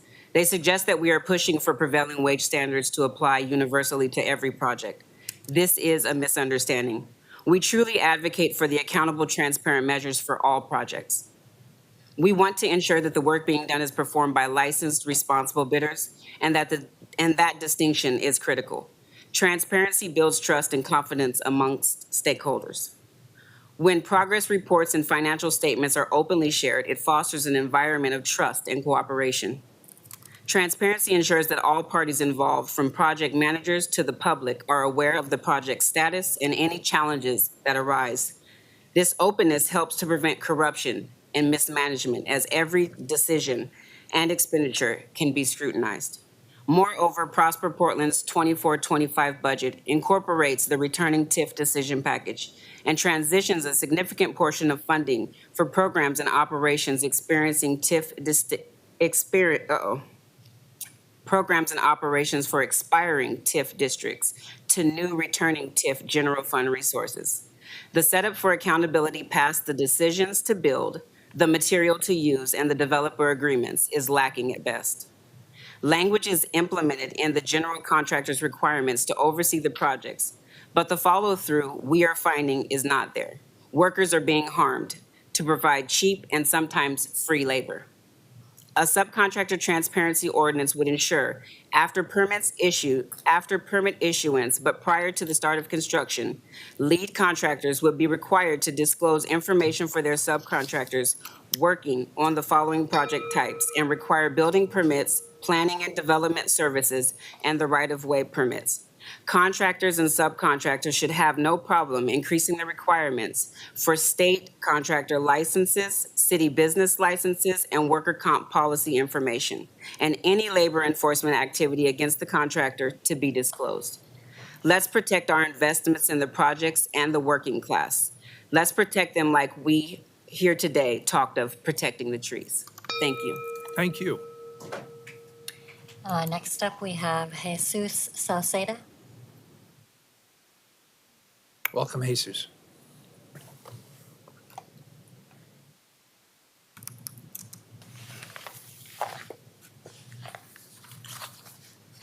Good afternoon. My name is Jesus Sauceda, here representing the working class folks in Portland, Oregon. Speaking on items 391, Prosper Portland's fiscal year 24 to 25 proposed budget. It supports interventions and investments in furtherance of Advanced Portland, a call to action for inclusive economic growth. I have a similar call to action for the local workforce. We want that growth and security for the working class as well, which is why we are here today to ask that as one of the largest organizations committed to growing quality jobs, advancing opportunities for prosperity, collaborating with partners to create an equitable city with prosperity shared by Portlanders of all colors, incomes, and neighborhoods. Lead by the mission statement that your organization stands behind. Make your mission provide a wide umbrella of safeguards for everyone involved, from the planner to builder and all in between. It would make my job that much more doable if we had a standard of expectation to ensure that the cheater who doesn't pay taxes and who takes away from the community in multiple ways is held accountable, and the contractors who hire them are not afforded the opportunity to keep pretending to be unaware of this harm this type of building does to our community. I urge you to adopt the contractor transparency expectation ordinance today. Now, every day I walk job sites in this city. It's disgusting to see what's going on out there. Just like my brother and sister were just saying right now, we live it every day. It's time for Portland to change this. It's gone too long that we've turned the other way, not wanting to pay attention to what's really going on in the city. We talk about the trees, we talk about the homelessness, everything's important. But let's talk about the workers that are building Portland. All this affordable housing, who can really live there? Not the people building it. I can assure you that. I ran into workers that are getting $10 an hour, and they have no other choice if they get paid at all. We have the proof. We're willing to speak to any of you about it and show you this proof. And most importantly, that transparency. We need that. Portland needs that. And you as our leaders can make that happen. Thank you. Thank you. Appreciate your being here. Commissioner Maps, then Commissioner Rubio. First, I want to thank the Carpenters for their testimony today and your patience. I know you guys hung in there for the long run. I also have a couple of requests before we end today. I'd appreciate it if you could put some version of your testimony, send me a written copy of your testimony so we could actually engage with you a little bit. And before you leave today, I hope that you folks can connect probably with my Chief of Staff, Michelle Rodriguez right there, just so we can begin to open up some dialogue about how we can work together to combat wage theft and promote contractor transparency. Great, thank you very much. Thank you. Thank you. Commissioner Rubio. I just want to also thank you for coming and for sharing the experiences of so many folks, particularly in Black, Indigenous, Latino communities, of wage theft and exploitation of workers. It's a very serious thing. So I appreciate you waiting so long to say that important message to all of us. So thank you for that. I'm also really interested because you're referencing public dollars, and of course, that's obviously our responsibility to oversee that. So I actually have a question for Prosper Portland about what are we doing to make sure that these things aren't happening, and how could we be doing more? And we will look into your idea about the transparency. Thank you, Commissioner Rubio. For the record, Kimberly Branham, Executive Director at Prosper Portland. So Prosper Portland like the City of Portland, has a building construction, business, and workforce equity policy. We comply with prevailing wage and all of the reporting and compliance that goes along with it. So that means that we actually work with the City of Portland to track this through the city's contract compliance reporting system to make sure and to verify through the wage requirements that wages are in fact being paid. If they're, the CCRS system automatically flags any appropriate wage rates. And so, and then would report those to the Bureau of Labor and Industry. We don't work with any debarred firms to ensure that people that BOLI has debarred and there have been complaints that have been verified, we don't allow them to work on our projects. And, you know, we follow BOLI's lead in a number of these elements, but we've had an opportunity to connect with the Western States regional folks, and it sounds like they're really interested in a larger conversation around the city's building codes overall. And so happy to take any questions about what we do on our end. Thanks, Kimberly. Dan, Commissioner Ryan. Yeah, I took it down. I'd like to make sure, Jill, that we have a meeting with the people that testified, so I can just try to understand this. And thank you so much, Kimberly. Yeah, and I may be saying what is already obvious, but if you have specific proof of wage theft or fraud, go right to BOLI, Bureau of Labor and Industries. Thank you. May I say something? Yeah, of course, you bet. We have went Come up to the mic, so, because there's people, believe it or not, watching. We have went to BOLI, and we do work with BOLI, which is why we are coming to your body to ensure that you have the chance firsthand to be brought up to speed with what is going on with your community dollars. Thank you. We appreciate it. Thank you. And I know Set the you were meeting there. and we'll be there. You were there for hours. Thank you Oh, no, no for problem. your patience, all of Thank you. Thank you. And Mayor, if I might, I do want to just state for the record, because the Western States Regional folks also came to testify at a previous board meeting, that the project that they're talking about is with a developer that we have another deal with, but the project that they have issue with is not a Prosper Portland invested project. So just want to differentiate that. There was no use of public dollars in the project in which wage theft was considered the issue, or was alleged. Good. Thank you. Thank you all very much. Thank you for the testimony. That completes testimony, Keelan? Yes. Very good. Thank you. Next, I'm asking for a motion and a second to approve the report. So moved. Commissioner Maps moves. Can I get a second? Second. Commissioner Gonzalez seconds. Any further discussion? Keelan, please call the roll. Ryan? Thank you, Prosper Portland, for that report, which feels like it was a long, long time ago. I just want to speak to the importance of building this small business office. I think we're really behind on that as a small business town. And I look forward to hearing how we're nimble and really meeting them on the ground literally to be responsive to their needs right now. It's really tough for our small businesses. They didn't get to go home, especially the bricks and mortar. They had to show up during COVID. They're trying to survive. And I'm really want to make sure that we continue to treasure them as we are facing a lot of exits right now. And so I'm looking forward to hearing that concrete plan as it evolves. Thanks. Very good. Gonzalez, Aye. Maps, Aye. Rubio. I want to give a tremendous thanks and appreciation to Director Branham and our incredible staff, especially Tony Barnes, who's worked tirelessly on this budget, and Tavo Cruz for his leadership, and also to folks in the mayor's office, especially Andrew Fitzpatrick as well.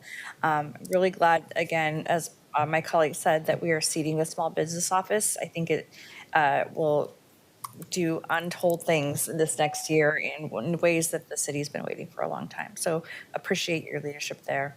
Thank you for your hard work. I vote aye. Wheeler. I vote aye, and the report is accepted. The meeting of the Prosper Portland Budget Committee is now adjourned. Thank you, everyone.